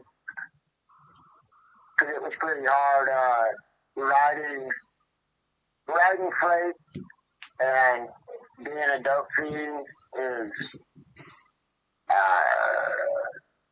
nothing but like short of a miracle. That's all you're like living on. You know what I mean? Because every place you go to, I mean, nowadays it's different. You can get dope anywhere, everywhere. You can get, if you like opiates, you can get high. Well, whatever the fuck. It don't matter. But when we were doing it, you had to be, there's only specific cities, at least in the States, had to be major cities. And even then, when you get off the train, let's say you've been on a train for 24 hours, you haven't done a shot, probably 6 hours before you got on a train. So you're going to be sicker than fuck going across on this train. You get off, and then you fucking barely have, you're lucky even between two, you got $20. You get off in the city, you don't know where to go, so the best thing you can do is just get on the fucking public transit and bomb around, and where's like someone flying a sign? Where are the bumps? And then you see, and then then you go and punch that individual. So you finally, you've been sick for fucking 48 hours.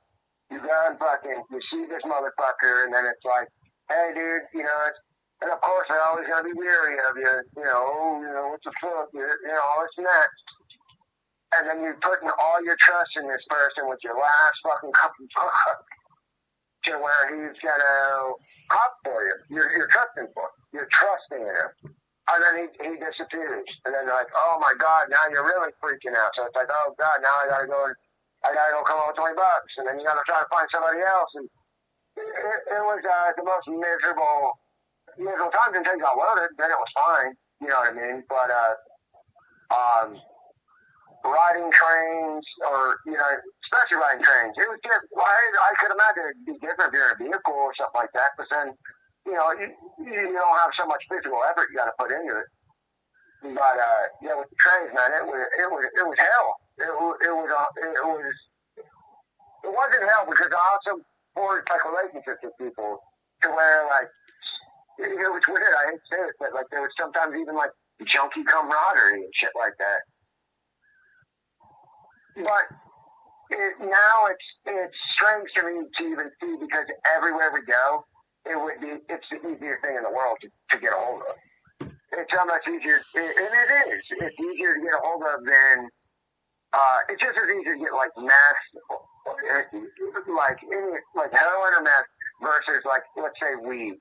Even though most people have at least like a doobie in their pocket or something like that or whatever, but it wasn't like that always. You know what I mean? Like, as far as dope, it was fucking hard. Like, it was very hard. And that's just all in the past now, you know what I mean? But it isn't, though, because a lot of people are, like, feeling over from it and stuff. But So is the junkie camaraderie gone? I don't know. It is for me. You know, if I have, well, fuck, I guess we're being honest here, like, we're still on Suboxone, and if I'm out here and I run into folks that, are on that, they're, hard up or whatever, I would totally, fucking buy cheers, do whatever, I'm not going to make you sit there and, like, take it in front of me, but you can do whatever. Cheers. Whatever you got to do with it. You got to go sell it, go get your shit. I don't give a fuck. Like, yeah, I don't want to see someone go to feel that, like, especially when you're out here, like, it's hard, dude. It's no joke. Like, it fucking sucks, man. That's like, what do you mean? You don't agree, Sylvie? You don't care? I ain't trying to fucking, like, get people, like, down and nothing like that, man. Fuck no. No, either did I. But I just don't like seeing folks fucking shit, man. You know what I mean? Yeah, that is true. That is true.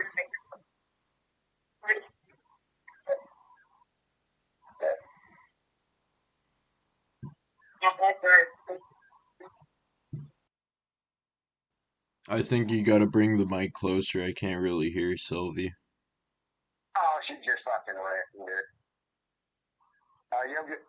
You should talk to her, dude. She's fucking crazy. Like, she holds no punches. Alright, yeah, let's do it.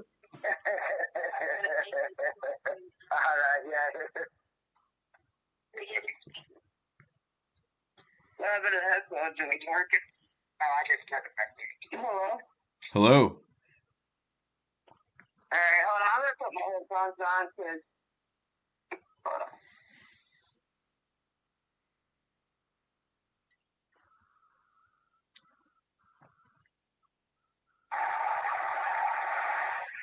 My cheeks are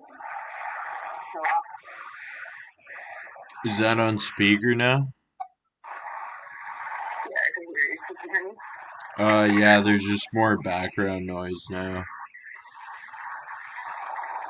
that why? Can you hear me now? The same. So that's why you got up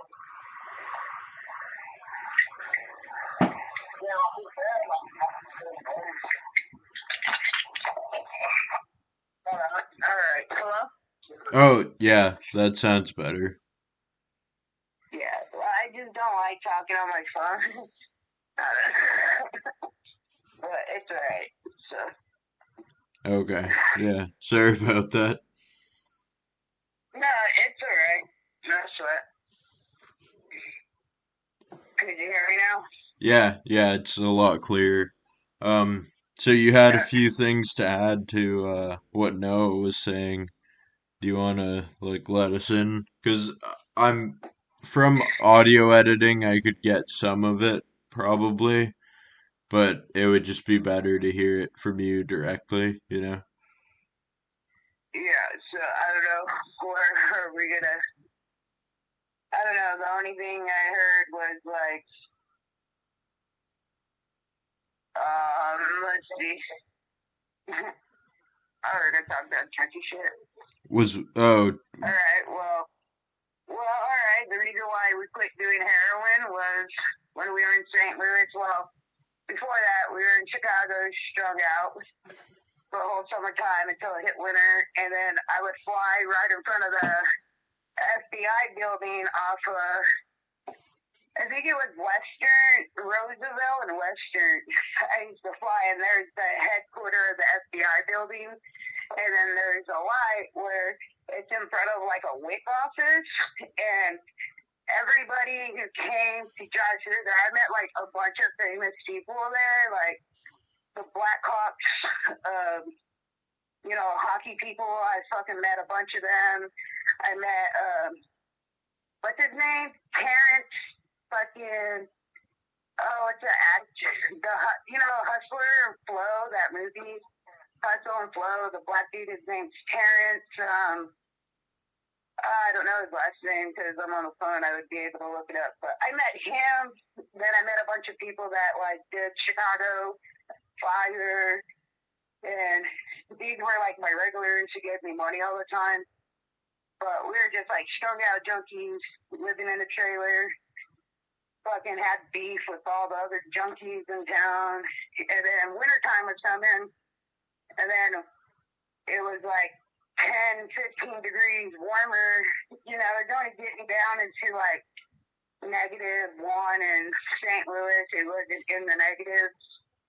And then I was like, oh, well, why don't we just go down to St. Louis and do fentanyl? And I seen one of my people who gave me money every morning, and she bought us each a bus ticket to go to St. Louis. And I just lied to her, and I was like, oh, we have somewhere to stay. We're going to stay in like a garage and, just work. We're going to snow shovel out there. And she bought us a bus ticket, drove us to the Greyhound, dropped us off with some cash.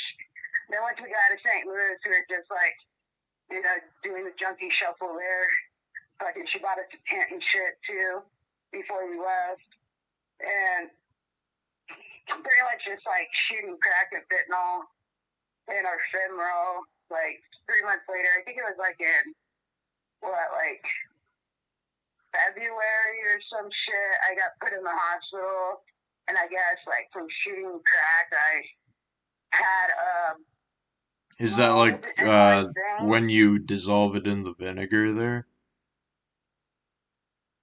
Yeah, I guess when I was, like, dissolving the crack with lemon juice from the gas station from, like, the Circle K, they just have, the lemon juice. Okay. So I was using that to dissolve the crack to shoot up in our femoral. And I guess me doing that, like not having clean needles, because it wasn't at the time where you could just go to any needle exchange and get like needles. It wasn't like that in St. Louis. It was like that in like, Chicago, like the bigger cities, but not in St. Louis. So we had to just keep using our rigs over.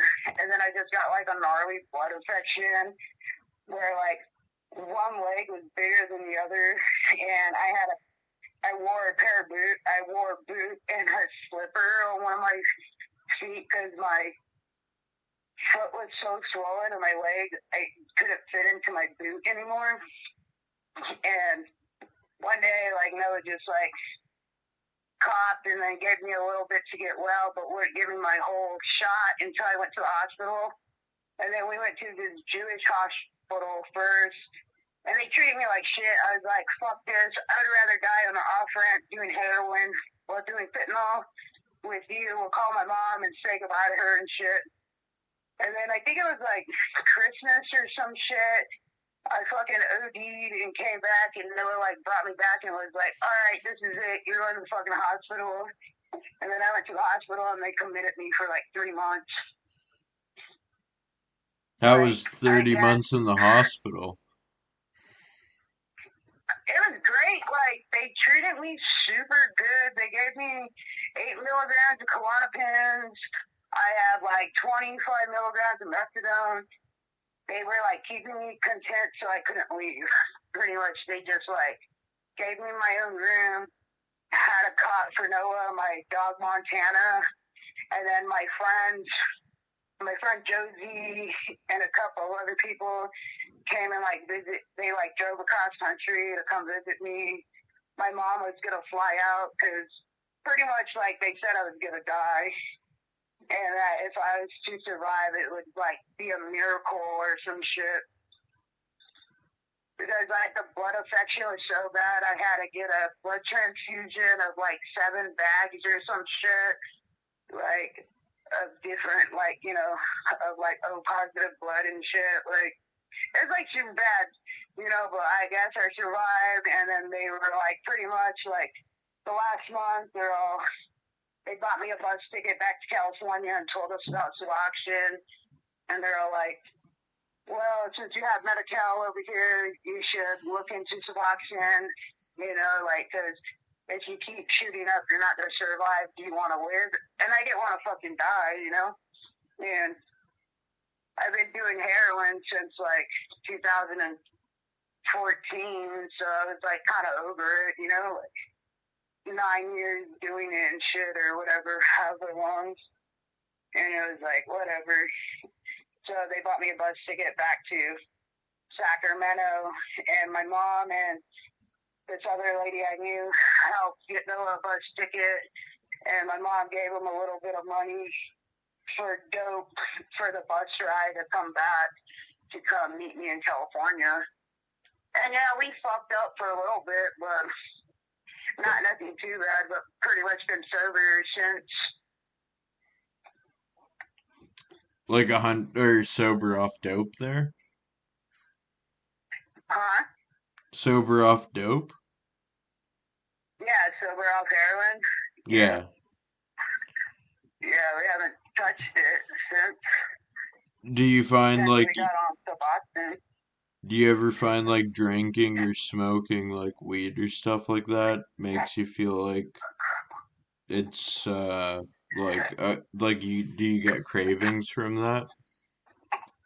No, get cravings for it? No, because once you've been off, so I can't find a vein no more. So I have to muscle, and that was like the whole thing of me doing heroin was getting the rush from it. And then now it's like I fucking have to muscle and get an abscess. It's not worth it anymore. So I would rather like smoke crack or fucking, drink than. Or, like, do acid and mushrooms, like, shit like that, Yeah. But once you can't, like, get the rush anymore from heroin, there's no point of doing it no more. Because if you meet any type of addicts, they tell you it's the rush that, it's the feeling of it, that's why you keep doing it, Any heroin addict would tell you that. And when you can't feel that rush no more, there's no point of it. That's how I felt. And since I couldn't hit no more, there was no point of it. And it was like either live or die, and I don't want to die yet. That's how I looked at it, Yeah. Would you ever do like speedballs or stuff like that? Yeah, we done this one time we were in Houston. Fucking so dope shit, getting off the train. We went and like flew because Noah had a homie there with the house. Went out there, and then I did a speedball where I did so much meth. I was like, I didn't know how good the meth was, and it was like coming from bikers and shit. And it's like, oh, I can handle this. And then I took way too much, where I was like shitting, pissing myself, throwing up in a bucket. I overamped. And then it was so bad, like, I had to, like, lay down. I was like, it was the worst feeling in the world, overamping off meth. But yeah, at least if I could shoot everything. Like, do you find, like, being on the road helps with not going back to it? No, I just think being on the road, if you're an addict, it's going to come to you no matter what. It's just, I've been there, done it, I'm over it. And if anybody thinks, like, if they've been, like, a year clean, they think they could come out and ride trains and not be a part of heroin, no, you're going to have a rough time. It's going to be yourself only to be able to stand up and actually put your foot down and say, no, I'm okay off of it. Because even like our friends that we know or acquaintances we know, we'll run into them and they'll do a shot of dope in front of us and know we're on Suboxone and offer us it, even though they know we've been clean. But we could be around it and say no, but I'm saying for the other people, they can't do that. And that's how meth is too. Like, you could hang around and someone's passing around a bowl. You have to be the bigger person and be like, no, I'm okay. You know, it's like, it's all up to like how your mindset is. Like, but if you're trying to get on the road to like, oh, I've been clean for a couple of years, I just want to ride trains to be clean. No, dude, like riding trains to try to be clean is not the way, because usually you're going to be in the areas where it's because every train yard's in the ghetto. Right? There's usually drug dealers or a fucking house where you get drugs, or a person flying on the corner to get the drugs. And then when you go and wait for a train, that's usually where they go and shoot up to go fucking back to fly a sign, you know, on the corner that's not too far from you. It's going to be you to have to be the bigger person to say no to drugs. Fair. But I think if people try to come out here to be clean off of it, it's not the way. And where did your train hopping journey start? So I'm from Bakersfield, California. So I was like, you know, going to school, before, like, my mom kicked me out when I was 18, but I had 2 jobs. I was like working at an assistant manager at Charlotte Russe, and then I worked at a library in Bakersfield being like the technician, you know, like, you know how you come to the library, you want to sign into a computer and shit, and then I would sign you up, turn on the computer for you, if you needed help with Microsoft Word or, you know, anything like that, I would help you and shit. Okay. So I did that. I did that for like 2 years. I had my own apartment when I was like 18, first in my family and shit. Had that apartment for like 3 years. And then pretty much I just started meeting all the punk rockers downtown, hanging out like at Jerry's Pizza, and just started like being more drunk, like drinking every day, like calling in sick for work, like, and then soon enough I lost my job, and then I still had my apartment, then I got evicted, and then when I got evicted, like, my friends came and like we moved all my shit to my grandma's house in like a garage, and that's where all my records and everything went, and I just was like, the thing with my grandma, it's like, oh, if you go to college, you can live with me. And it was like, okay, so I kind of started living with her, but I had like super strict rules. I had to be in by, I think it was like 8 o'clock or some shit. Like the phone had to be off, like super strict shit at my grandma's house. And I was like, yeah, this shit ain't working. And when I like quit going to school and I was just like, you know, hanging out downtown with my friends, like not going home. And then my grandma was just like getting super pissed, like, what the fuck? Like, you can't just be coming when you're going. Like, this is not how it's working. You're going to just like, you can't come back no more. And then I was just like couch surfing. And then where we hung out at, it's in between 2 train yards. It's off of 19th Street in Chester. It's between the BNSF yard and the UP yard. So back in 2007, 2006, all the, you know, train hoppers would come downtown back then because the library wasn't too far, so you could check your Hotmail and Yahoo to, like, meet up with friends, and they would come and hang out with us. And then I know his little sister and, like, Chris and Eric, all them, and then I always asked them, like, hey, can I have a train with you guys? And it was like, always, no, we don't take new people out on the road type shit. And then it was always like that for a couple of years. I did it for like 2 years, and then finally, like, my friend Sid, he had this, like, little shitbox apartment all 8 of us lived in. It was, like, a one-bedroom that, like, 8 of us, like, you know, delinquent punk rockers hung out in Bakersfield.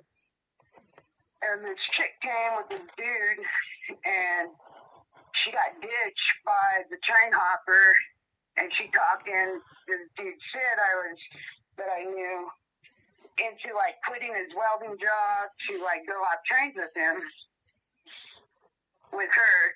And then it was like, fuck, I want to come. And it's the middle of January. Like, I've never been outside of Bakersfield besides going down to, like, LA and, like, you know, San Diego, Tijuana. And I think the furthest north we've been was to, like, the Sequoia National Park, where you could drive through, like, the sequoia trees, you know, like the tunnel tree that's super famous. And I was like, what do I need to get on a train? And then she's like, just a sleeping bag. That's all she fucking told me. So, like, Sid quit his job, went to the Army surplus store, bought a bunch of shit for him. He bought, like, a zip of weed and a carton of smoke. And then we went to the Baker Street hop out and caught a train going north with the 3 of us. And it was so fucking cold, man. In the middle of January, going north, I just have, like, a zebra print skirt. I have fucking white Docs, but they weren't Docs. They were, like, kind of like Docs, but they were steel-toed. And I just brought my leather jacket, a Janet Sports backpack with just my CDs and CD player, and then, like, my hair straightener and, like, my makeup. And I think that's all I brought, and a couple of, like, band shirts and shit going north. And then we're telling her, like, oh, we're going to get into our sleeping bag. She's like, you can't. We're going to get to this IM facility soon. Like, can't pull out any of this shit. And I was like, yeah, fuck this. So I pulled out the stuff, and we had 3 dogs that my dog and Sid's dog never been on a train, but her dog has. And then all of a sudden I pull out my sleeping bag. The dogs are getting into a dog fight over how cold it was because they wanted to get into my sleeping bag. And we're in a 48. It was like a fucking shit show. And then we stopped in Stockton. And it's like 6 in the morning, sun's barely coming out, and I'm like, fuck this, I'm getting off. Like, I don't give a fuck. And then I jump off, and then, like, Sid jumped off, and that chick jumped off, and then it was like us arguing in the park the whole day. And pretty much, like, later on that night, it's like, oh, we'll just walk north, maybe trains might stop there. So we start, like, we don't know shit about trains, like, nothing at all. Like, we didn't even have a cell phone, you know, a map, anything. And we start walking north, and we meet this home bum we got in the dumpster at a AM/PM, and he's throwing out aluminum cans.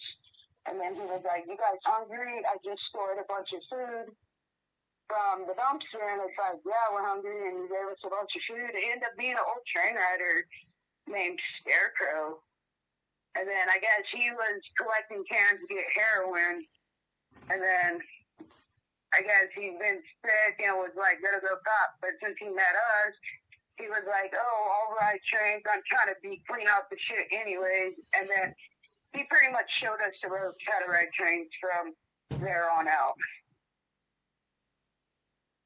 It was a lot of fucking walking back then, but it was awesome, you know, meeting him, because the chick didn't know shit. Like, she was trying to get home to Cincinnati, Ohio, and she just knew to go north, and that was it. She didn't even know, like, where we were going to go east out of to go north. Like, nothing. She knew nothing, you know?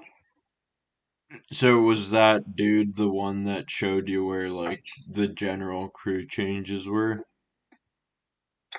Yeah, he was, like, we traveled with him. Like it was a rough time traveling with him, but because when you're with old timers, any type of older dude, a vehicle next to the train tracks, the bull. Like, you don't talk to anybody, like that type of shit. You're fucking walking nonstop,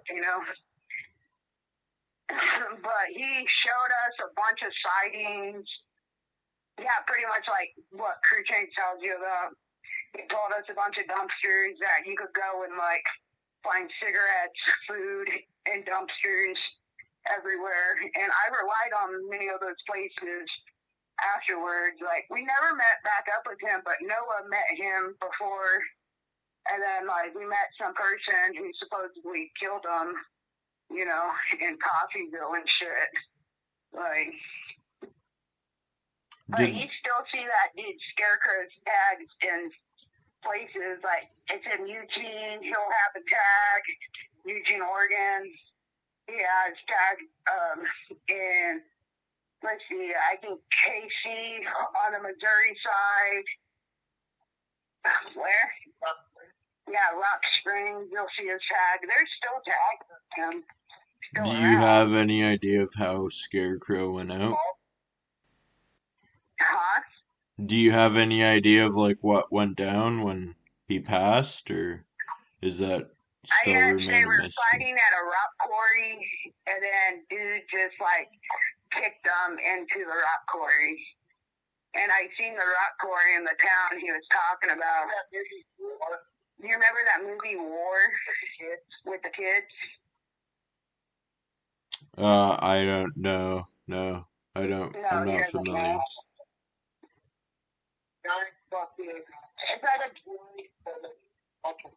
It's like a giant quarry that's like, 45 feet down from the top with rocks, and then at the bottom it's water.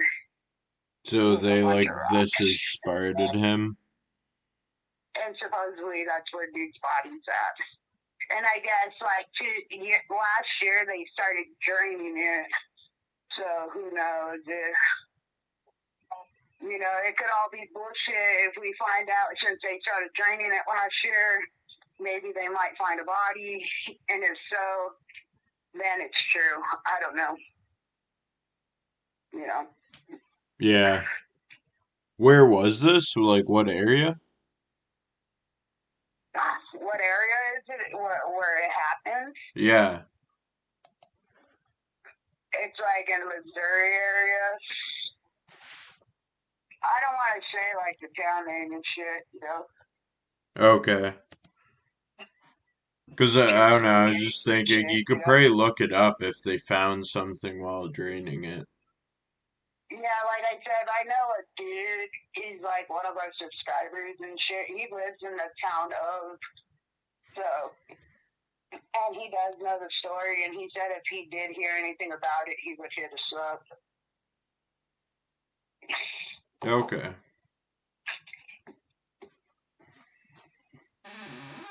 And what would you say keeps you guys, like, on the road? What, like, attracts you guys to it? I guess, been doing it for so long, I don't want to go back into, like, go back to getting the 9 to 5 to get told what time to wake up and do what I need to do when I need to do it. I guess I've been out here so long where it's like this is all I kind of know and we know how to do it right. Why change it up? Until I physically can't do it no more, like, I guess, like, I will have to go back to living that type of life, but until then, why do it? Fair, fair. And how do you guys get, like, money or funds on the road or work? Oh, both of our phones we got Obama phones, like. No, I mean funds. You're like money. Like, how do you make money on the road? Oh, how do we make money on the road? Fly signs, like traveling broke hungry on a corner. Okay, spanging mostly then? No, Spain, just called flying a sign, put it right on a piece of cardboard. We don't sit in front of places. We go and stand on a corner. Okay. So we don't have to talk to anybody. We're not young no more. We don't go to bar drags, and pretend like you have a guitar but never play it, but it sits there and you're just tuning it and shit. No, we don't do that shit. Like, we just go sit on an off-ramp and, have a traveling sign, need supplies. That's how we make our money. What were you mentioning with the Obama phones? So, here, in California, if you have, like, Medi-Cal and, food stamps and shit, they have little areas, like, people with, like, I don't know, like, what's it called, the little, like, tent or whatever. And then they'll sit there and give out free phones where you'll get unlimited data and a limited text message. Not unlimited data, but I mean unlimited calls, unlimited text, and then I think you get like 5 gigs of data, and then you get a free phone for life pretty much. And that's what we have. And so we don't have to pay a cell phone, but, you don't get unlimited data. You just get a certain amount of internet a month, but it's perfect for, like, phone calls and all that shit, And if you go to Wi-Fi, you could be on the internet. Yeah, I mean, a plan like that would probably run you like $30 to $50. Yeah, pretty much, man. It just saves you that amount of money and shit, instead of dealing with, like, straight talk and whatever the fuck it is, like, Cricket phones, Metro PCS. And what's cool about these phones, you don't have to have their crappy phones. You could get like I don't think you get an iPhone. Yeah, I think you could probably get an iPhone, but I got a Galaxy phone, and then you just have to make sure the plan you have is compatible to the SIM card. So I have like a Galaxy S10 phone that I found on the train tracks in Roseville, and then I just put my SIM in it, so I have a good fucking phone, with good pictures and shit. Which was crazy last year when we were in Roseville walking down the train tracks. I found a brand new phone unlocked, and I guess when I charged it and turned it on, it was a 15-year-old cell phone, and they were making TikToks playing in the train yard. They were making train videos in the train yard with this phone. And I guess when they were crawling on the trains, her phone died and fell in between the tracks, and it was sitting in the rain for like 10 days. And when I found it, it was soaking wet but still worked. No scratches, nothing, and it was unlocked. And I just I restarted the whole phone to delete all her information on it and put my SIM card in it, so I had a brand new phone. It's pretty crazy, man. Nice. It's pretty lucky.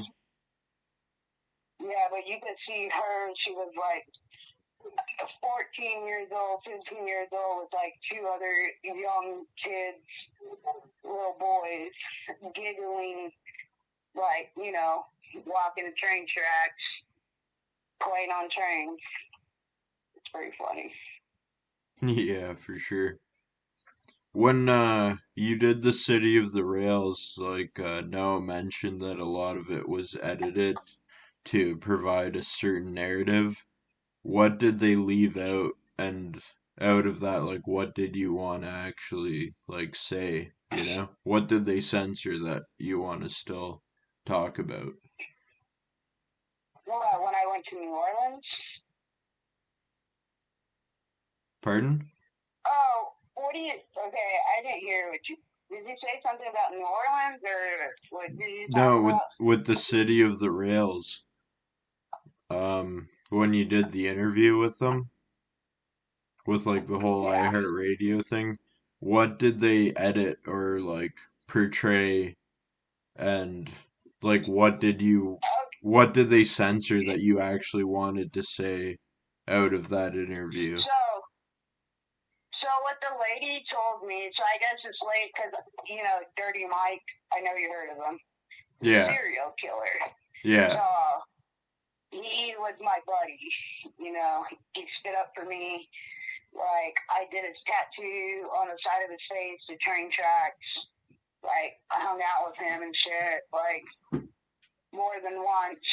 And the lady, when she got a hold of me, it was just pretty much she was asking me about the tattoo because supposedly he had said when he was in prison that the reason why I did the tattoo on his face is for each person he killed, which wasn't true because I was fucking super drunk and he was pissing me off, and I figured the more I did, the more I would hurt him. So that's what the whole tattoo was. It wasn't because he was, like, killing motherfuckers. And then, like, I don't know, like, she just, like, didn't tell me she was recording, first off, and then she kept asking about our YouTube, and then all this shit, and then it was like, don't want our YouTube to be affiliated with him, I don't know, she just lied about a bunch of shit, and then, like, everybody else, because my buddy on the same thing where he got shot at, like, that's my buddy, but she didn't use his name, but she used my name like 10 times. She kept saying my name, and it was like, what the fuck? And then she gave an alias to my buddy. I don't know, it was just, like, fucked up because I didn't know. I was fucking drunk in Tucson, Arizona when she called me, and she didn't tell me I was being recorded, and she told me that she was pretty much writing everything down for a book, and that was it, And then when I called her back on Super Bowl day, because that's when I heard the podcast where I was in, she was like, she told me, like, I told you the book wasn't going to make enough money, but the podcast was. That's what she fucking told me. And then it was like, what the fuck? Like, I don't know. It just, like, kind of made me mad, yeah, And, yeah. That makes I sense. don't care what I said because everything I said was fucking true, but it's just the fact that, like, my buddies were, like, conspired with her to fucking lie to me for me to record that because they've been trying to get me to record the last 3 years until I was drunk with one person that fucking had her number, you know what I mean? That I trusted as a friend, and then they did that. That's all. And that's how I was able to be on that podcast. It's because I thought my buddy was really my buddy. You know what I mean? And that's how that happened. And then it was like she just, like, chopped me up, like, pretty much made all girls out here are whores for the trains. Like, we don't know how to ride trains because we're girls. We're going to get hurt being out here. You know what I mean? And, like, that's fucked up. Yeah, we get hurt out here. I've been stabbed 2 years ago and almost fucking died and shit, but it's like, that's not because I was out here. That's because I was fucking talking shit, you know what I mean? To a motherfucker underneath the bridge, I got stabbed, Yeah, yeah. I was always curious about what, because all the vagabonds I've had on so far were males, and I was interested in having like a female perspective on what it's like traveling. No, yeah, like, it all depends on, like, what type of female you are, dude. Like, it's not like, you know what I mean? Yeah, it's like, no matter what, even in the real world, a fucking pretty girl is gonna take advantage of. If you fucking want a pack of smokes, you know what I mean, for free, of course you're gonna have to give something up for that pack of smokes. You know what I mean? Like, but some people take it to different levels than others, where you can talk yourself out of that pack of smokes and do nothing in return of that pack of smokes, where others can't, They get manipulated into doing sexual shit because they want that pack of smokes with a $100 bill that comes with it. You know? So you gotta be pretty tough to make it out there still as a lady. Yeah. Well, if you're a female out here, don't want to rely on any males, but the females nowadays, they're a lot, I would want to say, you're a lot stronger because you have the internet at your fingertips. You know, like, people are smarter nowadays and know not to be manipulated into any particular way how other women back in the day had to, you know, because you think someone's cute. Oh, like, oh, I'll buy a 12-pack and I'll go fly a sign for 6 of these scumbags that are going to sit here and watch deer all day. But I'll be out flying the sign for all of us. You know?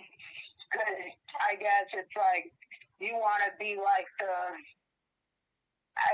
mother figure in it, because a lot of the females have, like, daddy issues, I guess.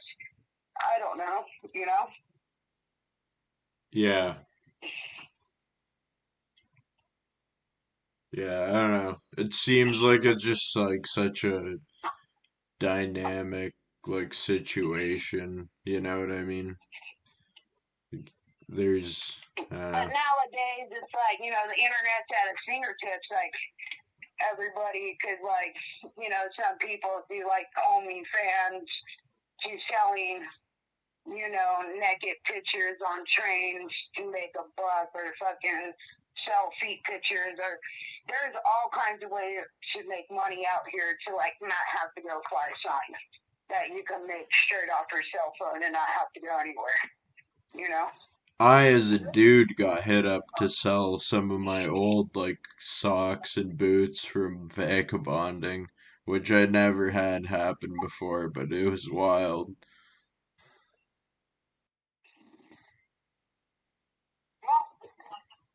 Because back in the day, there used to be this dude, and I've never met him because I've never been in New York City, but people hearing this podcast who are our ages would know this dude named Rubbernees Steve. If you were a male and, like, I think you were like 25 to 24 years old, he will pay you to rub his knee and he'll jack off. You know what I mean? And all you do is have to rub his knee. And he always looked for train rider punk rockers in, like, the Thompson Square area of New York City. So you were on this, right?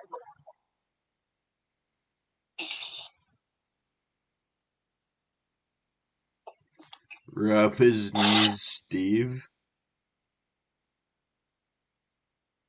Huh? Was that his name? Rub his knees, Steve? Yeah, Rubbernees Steve. Yeah, Rubbernees Steve, yeah. That's crazy. Yeah, that was just like when C-Squat was around and shit in New York City. The people that left over crack had a house or had a warehouse called C-Squat. No, that was like, because Keys used to tell me about him. You know, all the junkie kids knew about him. Like I said, I never met him. I heard about him. Okay. And for people looking to get into the vagabond world, what would you say to them? What advice would you give? See, I don't even know, like, so we met, we just started looking at Reddit like a year ago or 2 years ago, or I started looking at Reddit like a year ago, if that. But other than that, like, I have no idea about it. Like, the only reason why I know about that vagabond shit is my ex-boyfriend, who's dead now. Him and his buddy used to go on there and look for Oh, it was Squat the Planet, not Reddit. Yeah, sorry. It was Squat the Planet. They used to get on Squat the Planet and find runaway girls and, like, get them to leave their home to, like, go ride a Greyhound somewhere for them to pick them up to take on trains. But I'm I didn't guessing start with hearing until malicious Reddit, like, intention. a year or so ago. What was that? I'm guessing they're picking them up with some kind of intention.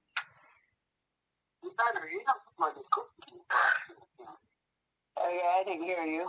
Sorry, what?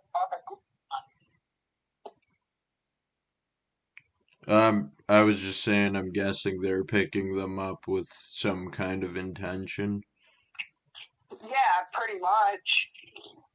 Like, just looking for girls to, like, I guess, just, like, fly sign with, to have sex with, to, like, ride trains with. And then when they're tired of them, pass them off to the next dude. I don't know.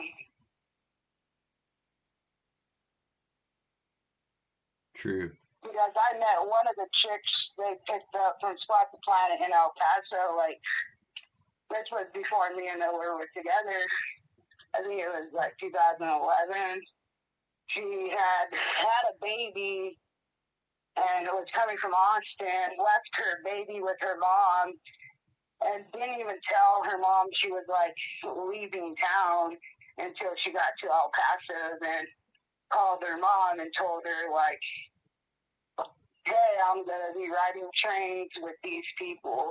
And she just turned 18 type shit. And it was crazy. It was, like, fucked up, you know? And then I felt bad because she's the first person I met out on the road, and it was like, these fools shouldn't take advantage of you like that. Like, you know what I mean? Like, she caught herpes from the dude that 18-year-old girl got herpes. You know, the Dutch girl because there's, like, golf balls and shit. Like, you know, like, I was able to fly a sign and got her a bus ticket back to Austin. Because it was, like, fucking bad. It was, like, snowing in El Paso, and, like, she didn't know what she was coming out to, you know? Yeah. It's fucked up. Yeah, for For sure. them to, like, lure these little girls out, like, oh, there's butterflies and rainbows on this side, come on. You know what I mean? Like, no, dude. It's fucked up. And they're grown-ass men who are, like, 30 years old, luring out, like, 18-year-old little girls, you know? Yeah. What words of wisdom would you guys have for travelers starting out? I don't know, like, I guess come out here with a good head on your shoulder, and the people, like, you think are your friends, just always have that in mind. They always have pretty much that attention on the back of their mind. Just always follow your gut instinct no matter what. What kept me alive for so long out here. You know, just always remember what feels in your gut to know if it's a right situation or wrong situation out here. Because, yeah, someone could be like, oh, hey, friend, come on. You want to drink a beer? And, you know, you're probably not the type of person to, like, get drunk. But, you know what I mean? Ill intentions could pursue, you know? Either jack your gear, you know, other things could happen to, you know, just don't always trust people just because they're smiling in your face. They might stab you in the back fucking a half mile down the road, you know? So trust no one. Yeah, pretty much. Trust no one, dude. Not less if you know them, you know? Yeah, I think that'd be a good note to end on. We got like over 2 hours of episode too, so it'll be probably like part 1 and 2, or 3 maybe. Um, but if you guys ever want to come on again, I'd be more than happy to have you on. It was great talking to you. Yeah, well, you have our information, so we're always free when we're not on a train. Yeah, for sure. Like, you guys have me on Instagram and whatnot and Gmail, so if you ever, like, even if you Yeah, find something cool and you want to send something that you want to share, I'm more than happy, you know? yeah, just like I said, not early in the morning, Yeah, for sure, for sure. Yeah, because there's I mean, people like, getting off train at 5 a.m. and shit. yeah, it's time to hit the hay at that point. And that concludes episode 22 of the Moonbase podcast. I hope you guys enjoyed. And for the next episode, we will have a regular on. The next one, episode 23, will be with I Am Sham the Man. If you've listened to past episodes, you'll know of his adventures and what sort of stuff he's up to. So stay tuned, and that update should come soon. So, yep, have a good one.